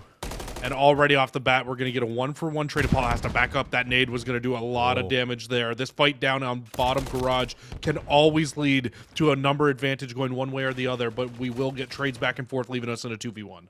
Yeah, 2v1 for Creed. Unfortunately got caught out in the last round. This time, the timing works his way. 1 versus 1 for Redemption. Swag checked 6-0. It wouldn't be an ace, but it would be the next best thing. 3 kills into the round. The bomb is down, so Creed doesn't have it. He's going to have to drop down into the garage. I'm not sure Swagcheck knows this, but he's playing it so patiently. Suddenly, Swagcheck, a little bit of doubt in his mind, Jesse, and he's going to leave. So, starting to move through the burning building. 2 ships passing in the night, and Creed has been gifted a chance back in. Swagcheck just doesn't know what to do. Neither one of them knows what to do. They just can't find each other. Swagcheck's really doubting their decision making now. Going to check B. Can't find the kill, but we'll find it here. Finally catches the timing. We'll spot them out down inside of green and be able to find that bottom kill. I mean, I don't know how it was so, you know, wishy-washy there for Swagcheck, and then he just slides out like, oh, hey, what do you know? He's bottom shop, and that is 2 rounds. Swagcheck clutching up. Yeah, I mean, and you know what the crazy thing is, too, Colin, about COD is if Swagcheck slides out that and does that 2 seconds earlier, they're going to be running across and just wide open for that player coming from checkers into green. And it would have been basically a free kill going the other way. That's how crazy COD timing can be sometimes. But nonetheless, we see a great round there. And, I mean, just an absolute throw from TI-12. I don't know why you run through that door. There are always people on the defense watching it. But there will be a trade, and we're in a 3v3 now. Bomb looking to move towards A. I was going to say, it's being managed there. Accuracy gets caught. And Swagcheck's continuing with his dominance. That's 8 kills in a row. Impala teasing death inside of this doorway. Whoa, gets away. And both members just kind of giving away that information. Check out this play that's happening from player number 5, Me. Already wrapping all the way back in garage. The timing should be on his side to spot out a little bit of information, but you need Me to go big in this spot with a player sitting in top apps. Ciccone spots out B. Can't get the kill. Good rotation here. Bomb goes down. 2v3. You've got players on both sides, but Ciccone has found information on both. Will gun both. Creed goes down, and it's all up to Me now, making their way through Muro Alley. I mean, not many places that Me can be. Eventually, Swagcheck is going to turn around, and he's going to find him, though Me gets the kill. Impala now chasing it out. 18 seconds left. You need 7.5, and Me in a 1 versus 1 from a 1v5 has to fight against Ciccone, and she is ice cold right now, playing the clock to perfection, not giving anything up, not playing chance Jesse. It's securing the 3rd round. That's where the S&D reps come in. Ciccone, fantastic job, and gets away as well. Does not fall on the round, and I'm gonna just say Ciccone won that round for them. I mean, gets 100%. Gets the rotation over into Laundry, gets that bomb down, and then not only gets the bomb down, spots both players out in the 3v2, and plays the clock to perfection at the end of the round, like you said. VIP performance out of that round from Ciccone. Yeah. MVP spot there in round number 3. It's Swagcheck back-to-back, and then Ciccone steps up to win out another one. 3 rounds on the bounce, Jesse, and another aggressive mid-hit shown out from Impala this time. Stacked up by TA-12, but accuracy stays alive. It's Swagcheck making the flank all the way through Ticket. Nobody's going to know, and the bomb's going to get caught by Impala, so bomb down. Swagcheck should see it. The follow-up is there. 3 versus 2. You do at least get a trade out. But it's not going to matter. Ciccone is gunning everything right now. Creed goes down again. It's just Me left alive. Ciccone wants this kill right now, and she will find it. Another kill on the board for Ciccone. And a 4-0 lead for Wake leadership here. They are starting to run away with this map. Nothing but vibes right now, Jesse, for Wake leadership. Nothing but vibes across it. And it's Impala to start that round with the car bomb taking down the bomb carrier from the side of Garinger A. So heading into this 5th round, somebody's got to have a strategy here for Garinger A. I feel like they're go, go, go, and then as soon as something goes wrong, they're deer in the headlights. I think the problem is they keep challenging this bottom portion of the map, that bottom garage, and every time they challenge it, they lose out on the man advantage very early on in a lot of these rounds. Well, this time, though, not through bottom, but inside of Muro Alley, they will find one. Unfortunately, we might get a little bit of an overchow there by 2 players. Swagcheck will find the trades, and now it's going to leave us in a 2 versus 2. They do still have bomb to work with. It's the dynamic duo of Swagcheck and Ciccone. I'm interested to see where they decide to go with the bomb here. I think it's going to be a wrap over towards A. I mean, 3 rounds clutched up from these 2. Now looking to make it 4. The door is closed for the cross, so accuracy's not going to spot Swagcheck moving down in towards the bottom of A. Up the stairs they go. Accuracy a chance to shut this down. The door's going to be open, and up the stairs is coming Swagcheck to get that trade. 1v1. Swagcheck is ready for it all the time on high alert, Jesse. Nothing is getting by him. 5 rounds in a row in Skid Row. No, you give Swagcheck a 1v1. They are not losing that round, and it's accuracy. They get some good shots in, but Swagcheck was completely ready for the gunfight. 12-1 now, Colin. They are really putting their best performance on here, and this is something that I do want to kind of bring up and talk about as well. As Parasite brought up a point of, hey, you want to get your name out there? This is a great way to do it. This is a big high school tournament right now. A lot of eyes are on Swag Checked. I know they've already built up a pretty good personal brand for themselves right now, but performances like this in a grand finals only going to help your name right now for Swag Checked, and they'll find that first blood through the door. Oh, this is just going from bad to worse. Guarantor A, they're looking to make a play. Swag Checked is there. Hole for hole 3 in the start of the round. Might not be an ace for Swag Checked, but he has been an unstoppable force for Wake leadership, and he is on the hunt right now. Ciccone as well. Accuracy has found himself a nice little corner to sit in to maybe make this manageable, but it is so far gone. Wake leadership with a 6-0 on Search and Destroy, Jesse, to now go up 2-0 in the series. 2-0, and a great job done by them there. We'll get to see the final stats come up, and it's actually TI-12 who finds the final kill here inside of that one. And I mean, wow, fantastic stuff done out of them there. I mean, just look at the stats across the board. 15-1, Ciccone 4-4, but I mean some really great rounds out to Ciccone. She won 2 of those rounds. Really just kind of gave her a massive advantage. TI-12 and Impala doing their thing. They did exactly what they needed to do for them to be able to walk away with the round victory there. And Colin, that's going to put us up in a 2-0 advantage now for Wake leadership. And this team is cooking. They look even better than they looked in the semifinals. I mean, they look like they've reached another level here, Jesse. And, you know, maybe it was the adversity found against Sun Valley. Maybe it was a little bit of a chat between games, but they look a lot more comfortable. They look fueled for the win, and they are riding that momentum for that $8,000 possibly. Now, if you're looking at Guarantor E, they want to be that victor here inside of our grand finals. It has to be a reverse sweep, Jesse, and that is going to be very, very difficult. But before we get ready for this control, coming up next, it's Karachi. We're going to take a little bit of a break from the casting desk. We'll be back with map number 3 after this.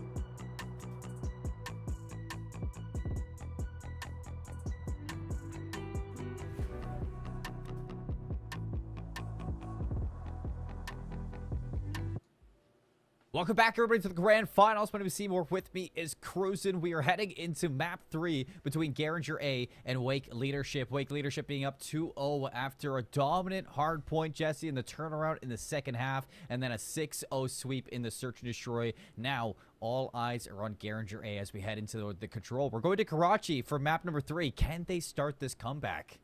They absolutely can. They 100% can. I've seen enough out of this team in that first map to know that they can bring the fight to Wake Leadership.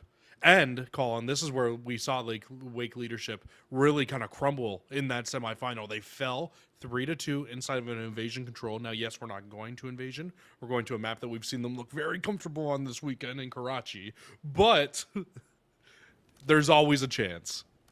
There's always a chance. Always a chance for Garinger A. And you're looking at a couple players to step up, but accuracy has been subbed out for Solar, it looks like. A new player for Garinger A. Okay. Is this the piece of the puzzle that they've been missing, Jesse? Can Solar be the difference? But on Karachi, we know how good that Wake Leadership have been on this map when it comes down to hardpoint and search. Haven't seen them play this on control just yet, but already working their way in towards this A zone. Swag Check is going to hop this as well, stacking it. Nobody is stopping them. Garinger A, somebody's got to look at the zone eventually. We have had 1 life fall so far here. 2 lives now inside of this. Inside of Rubble, though, will be Swag Check, just holding on to this A zone. The nade goes down, too. That's going to keep them backed up off the point. They just need to get a 2-cap on here. For a slight period of time, they will get this. They might not even need the 2-cap, and Swag Check will be able to finish that off. Now we'll hop inside of Red, and this is where they look to make the rotation over to Cafe to try to get inside of the point. You can see what Garinger A has put their full focus on, though, and that's taking away the bottom side of lights here to get control from the side of Wake Leadership of their map. Done. 2 minutes to work over towards B. Hotel control for TI. Lovely from back to lobby to send him back to respawn. And now Garinger A can maybe start to find some stability here, although Swag Check has different plans. Still hunting for the player bottom hotel. They will find him. Bats the lobby is shut down, and Creed now in the back. It's going to be Swag Check for all 3, and here's the opening to the B zone. They're going to hop up, stop the time at 1 minute and 32 seconds, and still continue to slay their way around this hill. Oh my goodness, Jesse, it's 4 down just like that. They can stack this, and this is over. Yeah, this point is done, Colin. This is like running into a blender when you have to push down these alleys and you've just got the MCW holding down sight. You know what that reminds me of? That reminds me of watching, like, back thinking about Vanguard and seeing just an automaton with that sight on the reflector sight on it, just watching people on Gavutu control trying to break onto the point. That literally just gave me flashbacks. It is just a blender to run into. Oh, Jesse, why are you bringing this up? Oh, why are you bringing this up right now? We don't want to hear about Gavutu control when we're watching Karachi, man. Come on, leave it in the past. It's over. We're gone. We're out of there, man. If you keep bringing up... I can't remember the map's name. I'm trying to drill it out of my mind. Yeah, if you keep bringing up Bokaj, I'm gonna keep bringing up Gavutu just to hit you with your demons. All right. I mean, memories coming back, flooding us right now. Garinger A, however, they need to, flood into this zone and start collecting some progress here towards A. Creed's going to be on the inside. Tag down low. Swag Check for the finish. Barely even looks at him. Lovely shots into the second. Won't be able to collect that kill. Back to the lobby. He's going to continue to stall out this time. Ring around the rosy. Both just spinning in circles, but it's going to be continuous back and forth trades. Finally, a split there from me. They need this progression to go their way soon. Oh, I was about to say, Creed, please get back on that point and finish that up. Did they finish that? I didn't see it pop up. I don't think so. I didn't see it pop up either. I did not see it pop up. That point on A needs just the smallest bit to confirm through, unless it did and we are just completely crazy and we didn't see it. No, and there it is. Okay, the A progress has gone through, so they do finish off that first tick. Lucky that nobody on Wake Leadership made that overextension to stop it, and the second tick actually now halfway through as well. They're going to push up to try to get a little bit more map position in here. This should be the A zone done. I mean, me's starting to heat up a little bit. 5 in a row. Swag Check's going to get caught. Last ditch effort over towards A. It's going to be shut down, and yeah, the point, Jesse, it gets secured, and Me will be finally shut down after 6 has been put together, but I think that's the cruise missile for me now to work with. Not the best for breaking into this cafe, but It is a tool now to be added to their arsenal. There's a flank going on from 6. We got to keep our eyes on back to the lobby.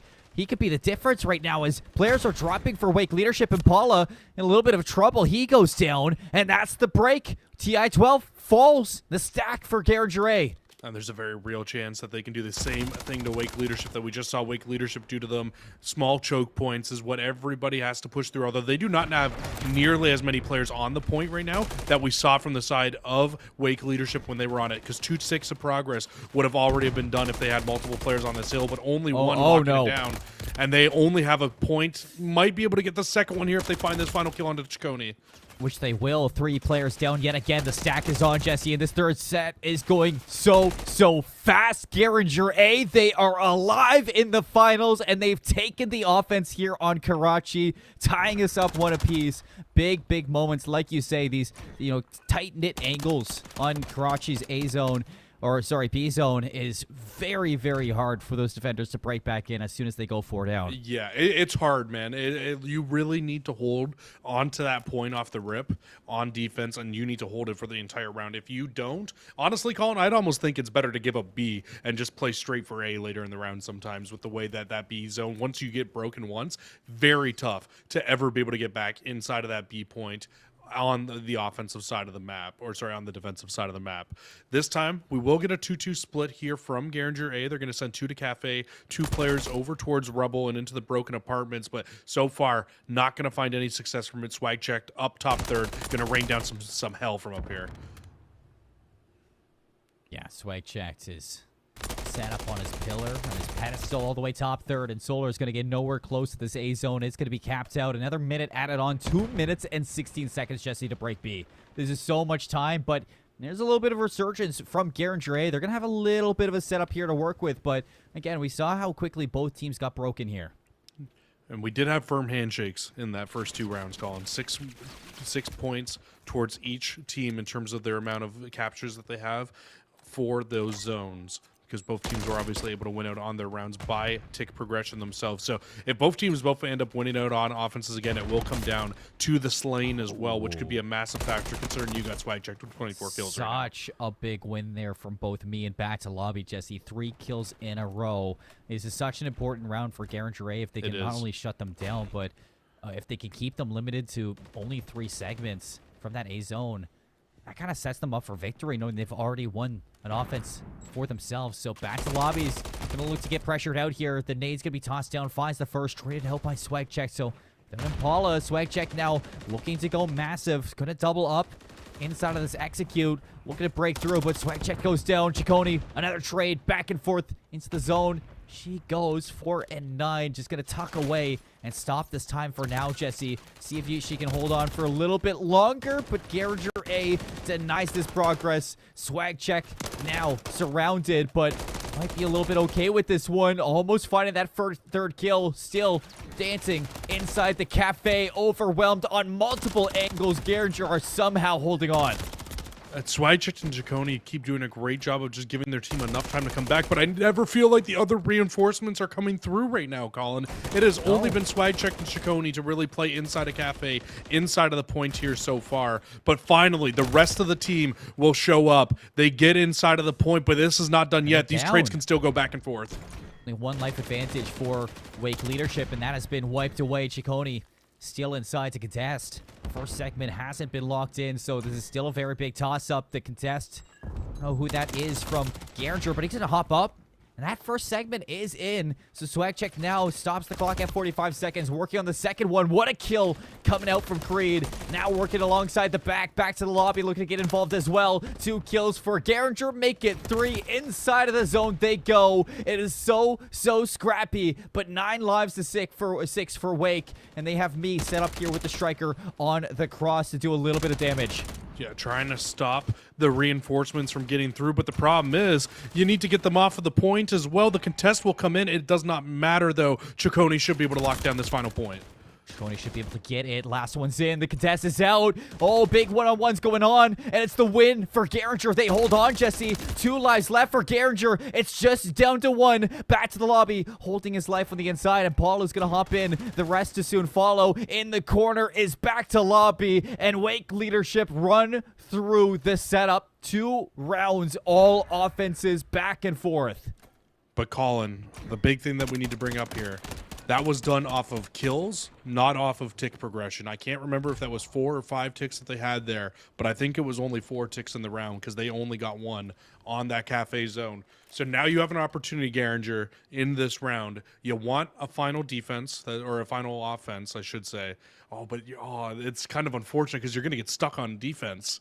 It seems like offense right now is what these two teams want, and the final defense is determined by tick progression. So you almost want to try to win this by slays without getting more ticks.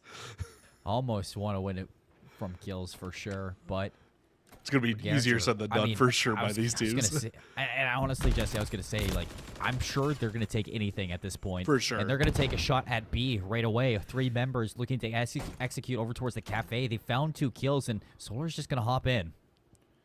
Solar does hop into the point. You do have players trying to make their way back in. This might just be a lost cause, though. Swagcheck will be the last player to try to make a push here. And that's all you need. First kill is going to be locked in. Zone B. Starting to get decapped there, but Creed working his way around the back of Cafe. Still Garinger in a little bit of control. 3 members here to stack the zone. Chaconi, she's going to try to make a play to stop it. First kill, but the second one not able to be secured. So Garinger A still in control of this B zone, working on the second segment, and back to lobby. Has been so good at holding on to this control, but can he find the last one with the MCW? That's a yes. And Colin, while all this is going down, 2 ticks of progression come through over at the A zone here. Solar doing a great job with me to find some time here. Will eventually go down. Unfortunately, the trophy doesn't pop up fast enough. They do also lose out on that final tick over towards B, but this will be 5 ticks of progression now, or sorry, 4 ticks of progression now inside of the round. Guaranteed that they are probably going to end up on defense here. Impala trying to hold on from a distance. Swagcheck is going to find 2, so that should slow things down for a moment, Jesse. A little bit of a time to breathe for Wake leadership, but Chaconi inside of the hotel lobby. Can she find anything more from this? On the rotations in, back to lobby. A little bit of height here. It's a cruise missile called in from Creed, a team kill, but it's a 2-for-1. Out they go. Me still continuing to trade, but Chaconi stays alive, and Garinger A, the cruise missile amounts to nothing. And now they need to try to make this push across, but the problem is you've got 3 players from Wake leadership here already watching the cross, and you've got Swagcheck up on top plat just raining down fire on these players, but a couple get across. This is going to be an awkward gunfight. Chaconi will walk away with that one. Walk away with 2 massive kills for Chaconi here inside of the round, but you finally get an opening here if you're Garinger A, but you only have a few lives left now on the side of Wake leadership. 7 lives left for Wake. Swagchecked. Looking to cut things down to size with the MCW. Going to catch a few in the rotation. Hops in towards the bus. Somebody's all the way up top, just peppering away. It's back to lobby to shut that kill down. And now only 5 left for Wake, so 1 more respawn available. Swagcheck's going to return back in, and so will that last. And zone is stopped out. 35 seconds back to lobby. Hops in for a bit to stack it, but immediately just takes his eyes over towards the hop-up. Back to lobby, caught out, and 2 kills back in. 3rd segment being worked on here, Jesse, but Wake leadership, they should be able to shut these players down. Chaconi's still getting progress. Oh, no. Somebody's got to slide in. Swagcheck takes out their own teammate as well, Colin. Oh, no, it falls apart at the end of the round there. Garinger will take the round. We go to a round number 5, and I'm pretty sure Garinger finished with 5 ticks of progression there inside of that round. And Colin, that means that they will be on defense here for the final round. And with them on defense, it just feels like offense has been reigning supreme here as we've had 4 offensive rounds, one back to back to back to back to start off this control.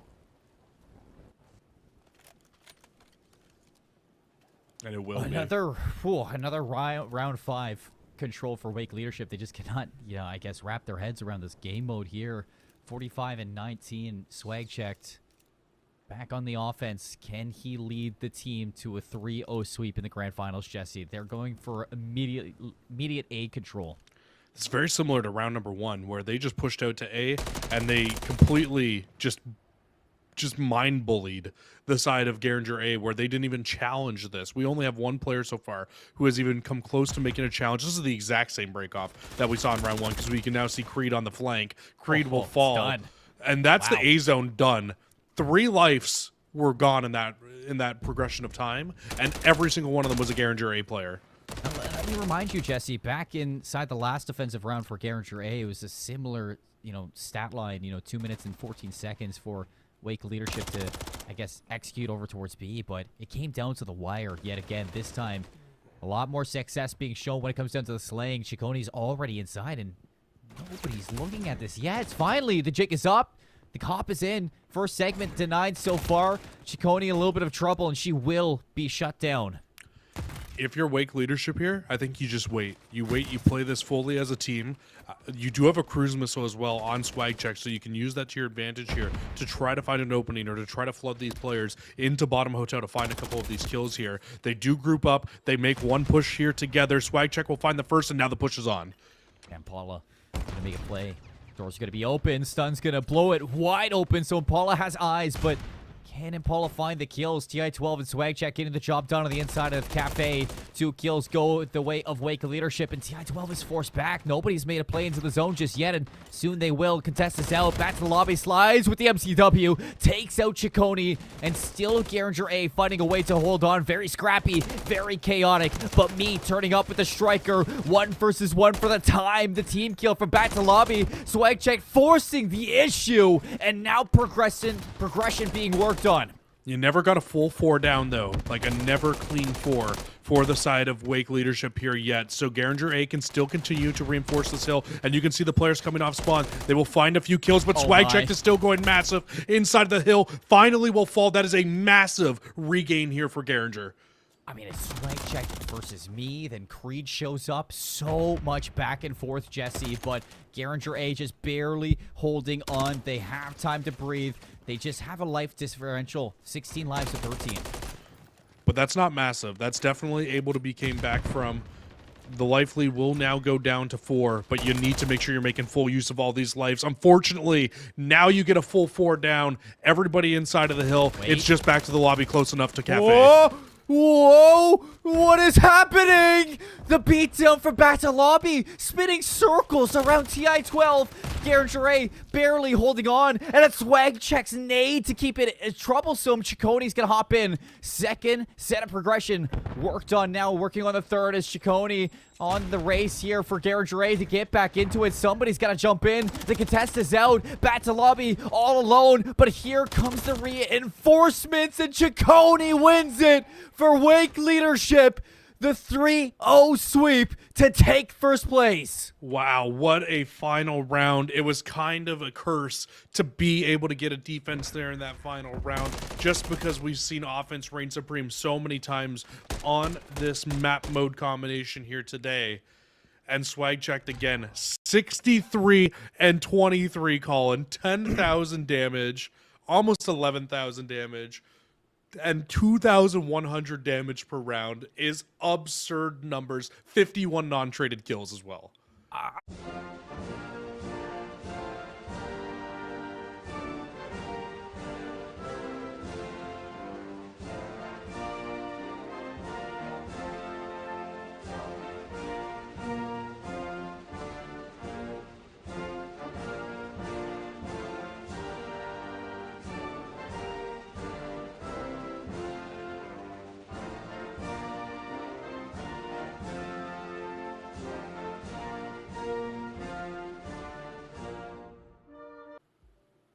Well, a little bit of a funny meme towards the end. We got cut off there, Jesse, but I was saying the exact same thing happens from the semifinals. It goes to a round 5. Swagcheck puts on, I guess, a performance that just has yet to be seen in control throughout Vesl.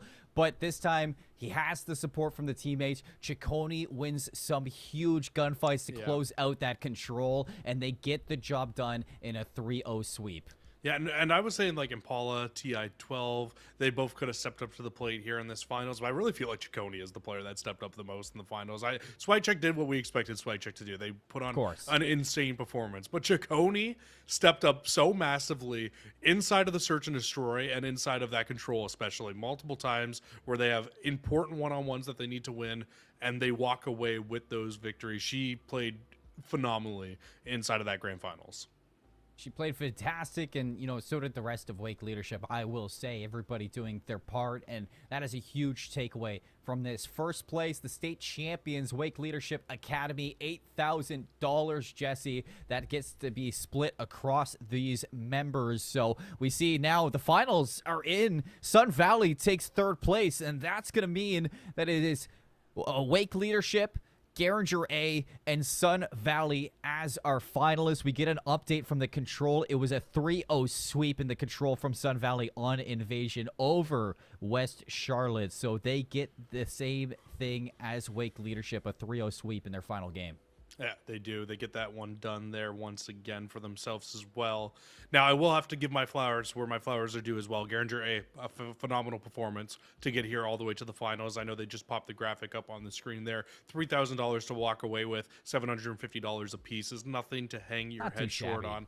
Fantastic job by them here inside of that grand finals. It's not easy to go up against a player like Swagcheck, but they actually kept it very close in both of the respawns as well. Very respectable numbers. That hard point was very fun to watch. The search at 6-0 is unfortunate. There was some close rounds though inside of that search and destroy, and then that control was very fun to watch. A great match between these two teams, and Garinger A, congratulations on your second place and a whole lot of money in your pockets as well. I feel like the 6-0 doesn't really explain what happened inside. No, of there was a lot of 1v1s. I mean, so many 1v1 clutches that, you know, Wake Leadership, off the momentum of winning that semifinal, they did not look back. But big congratulations to them, like you said, for Garinger A, for Sun Valley, as well as Wake Leadership. We have an interview coming up with Wake Leadership, so as we set that up, get the player ready, and we will head to a break to get things set up. We'll see you in a bit for some...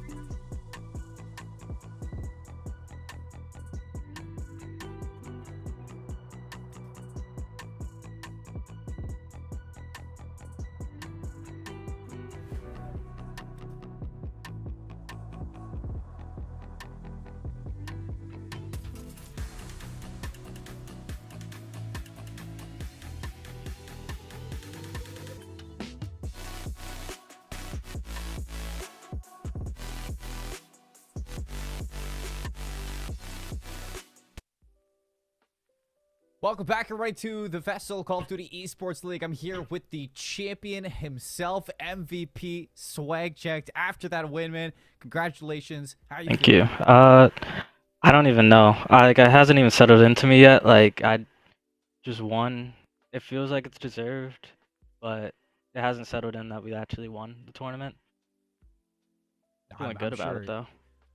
I'm sure it's gonna settle in when your winnings come through as the Yeah. whole team for sure. But no big, aside from the winnings, big congratulations. But I want to talk a little bit about you yourself and your come up into Call of Duty. Getting into the scene. Now you're a content creator for NYSL. You're cracked at the game. You got a whole bunch of pro players, a whole bunch of coaches vouching for you. How did you get to this step? How did you come to be the swag check now? I honestly don't know. It started with a message to Matt Lucero. He's like the manager basically for me at New York Subliners. I messaged him because he was looking for TikTok editors, and he decided to bring me on for memes. And ever since then, I used that platform like that I got from New York Subliners to grow my COD gameplay, because before then I was just playing in random leagues. I didn't really have anything from that, but when I had that growth from New York Subliners, I used that to raise myself and show what I was capable of.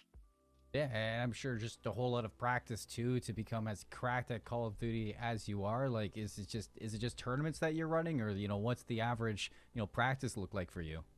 Honestly, I don't really practice that much. I play game battles. I play in some leagues. I don't really run tournaments, but that's all I do really. I just play in leagues and I play game battles. Just a whole lot of video games being played out here by Swag Check, just the absolute goat. No, that's awesome to see, and it's awesome to see that you're part of such a big org like NYSL. Now showing on stream just how good at Call of Duty you are. For other high school students, in this league or just around you trying to do exactly what you're doing now, is there anything that you'd like to maybe say to them? Any advice you would give to them? Because you're literally doing what I'm sure a lot of them are hoping to do. Just keep playing the game. Learn more from watching the Call of Duty League. You can watch videos like Crowder. That's what my girlfriend did. That's how she learned how to play Call of Duty, really.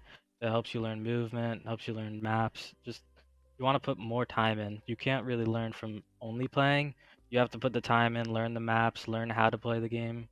That's basically what you have to do, because you can't just play the game and expect to get better. You'll get better for like aiming and whatnot, but you won't really learn how to play if you don't put the time in and do other things like watching VOD. Yeah. It's like kind of what D-Real said when he was on the stream a couple days ago. Is you got to learn the macro before you can learn the micro, and once you know one, it's a lot easier to do the other for sure. So I like that you're looking so far into it that it's more than just the gunny. You got to know the ins and outs of the game as well. But I do want to shift over to the team. I mean, you're also already talking about Ciccone. I mean, what did the prep for this team look like heading into the tournament? How did everything come together? Honestly, for our team, 2 of the people just got COD in like the last month. So what they were doing, they just kept playing public matches. They were learning the game.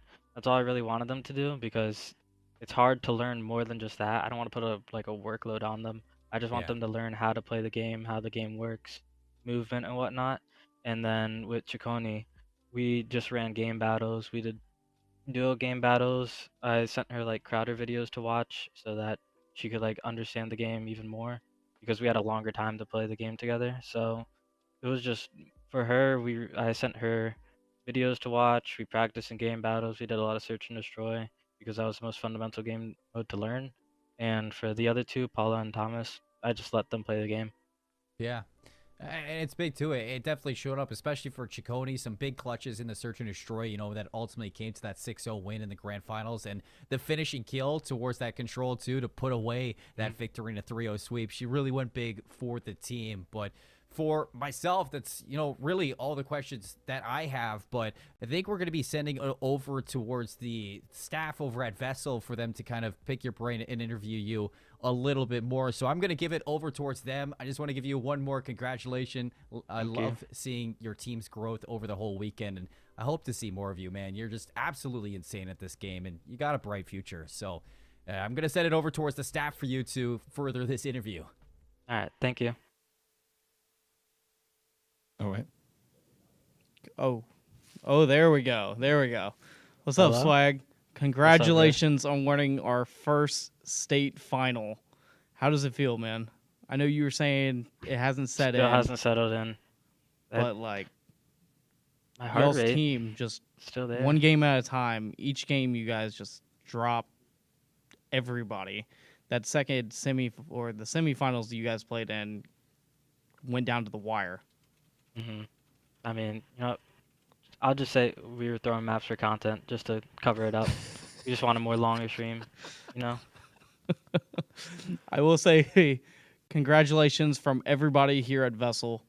I know you guys are all excited. I know you're a big team person.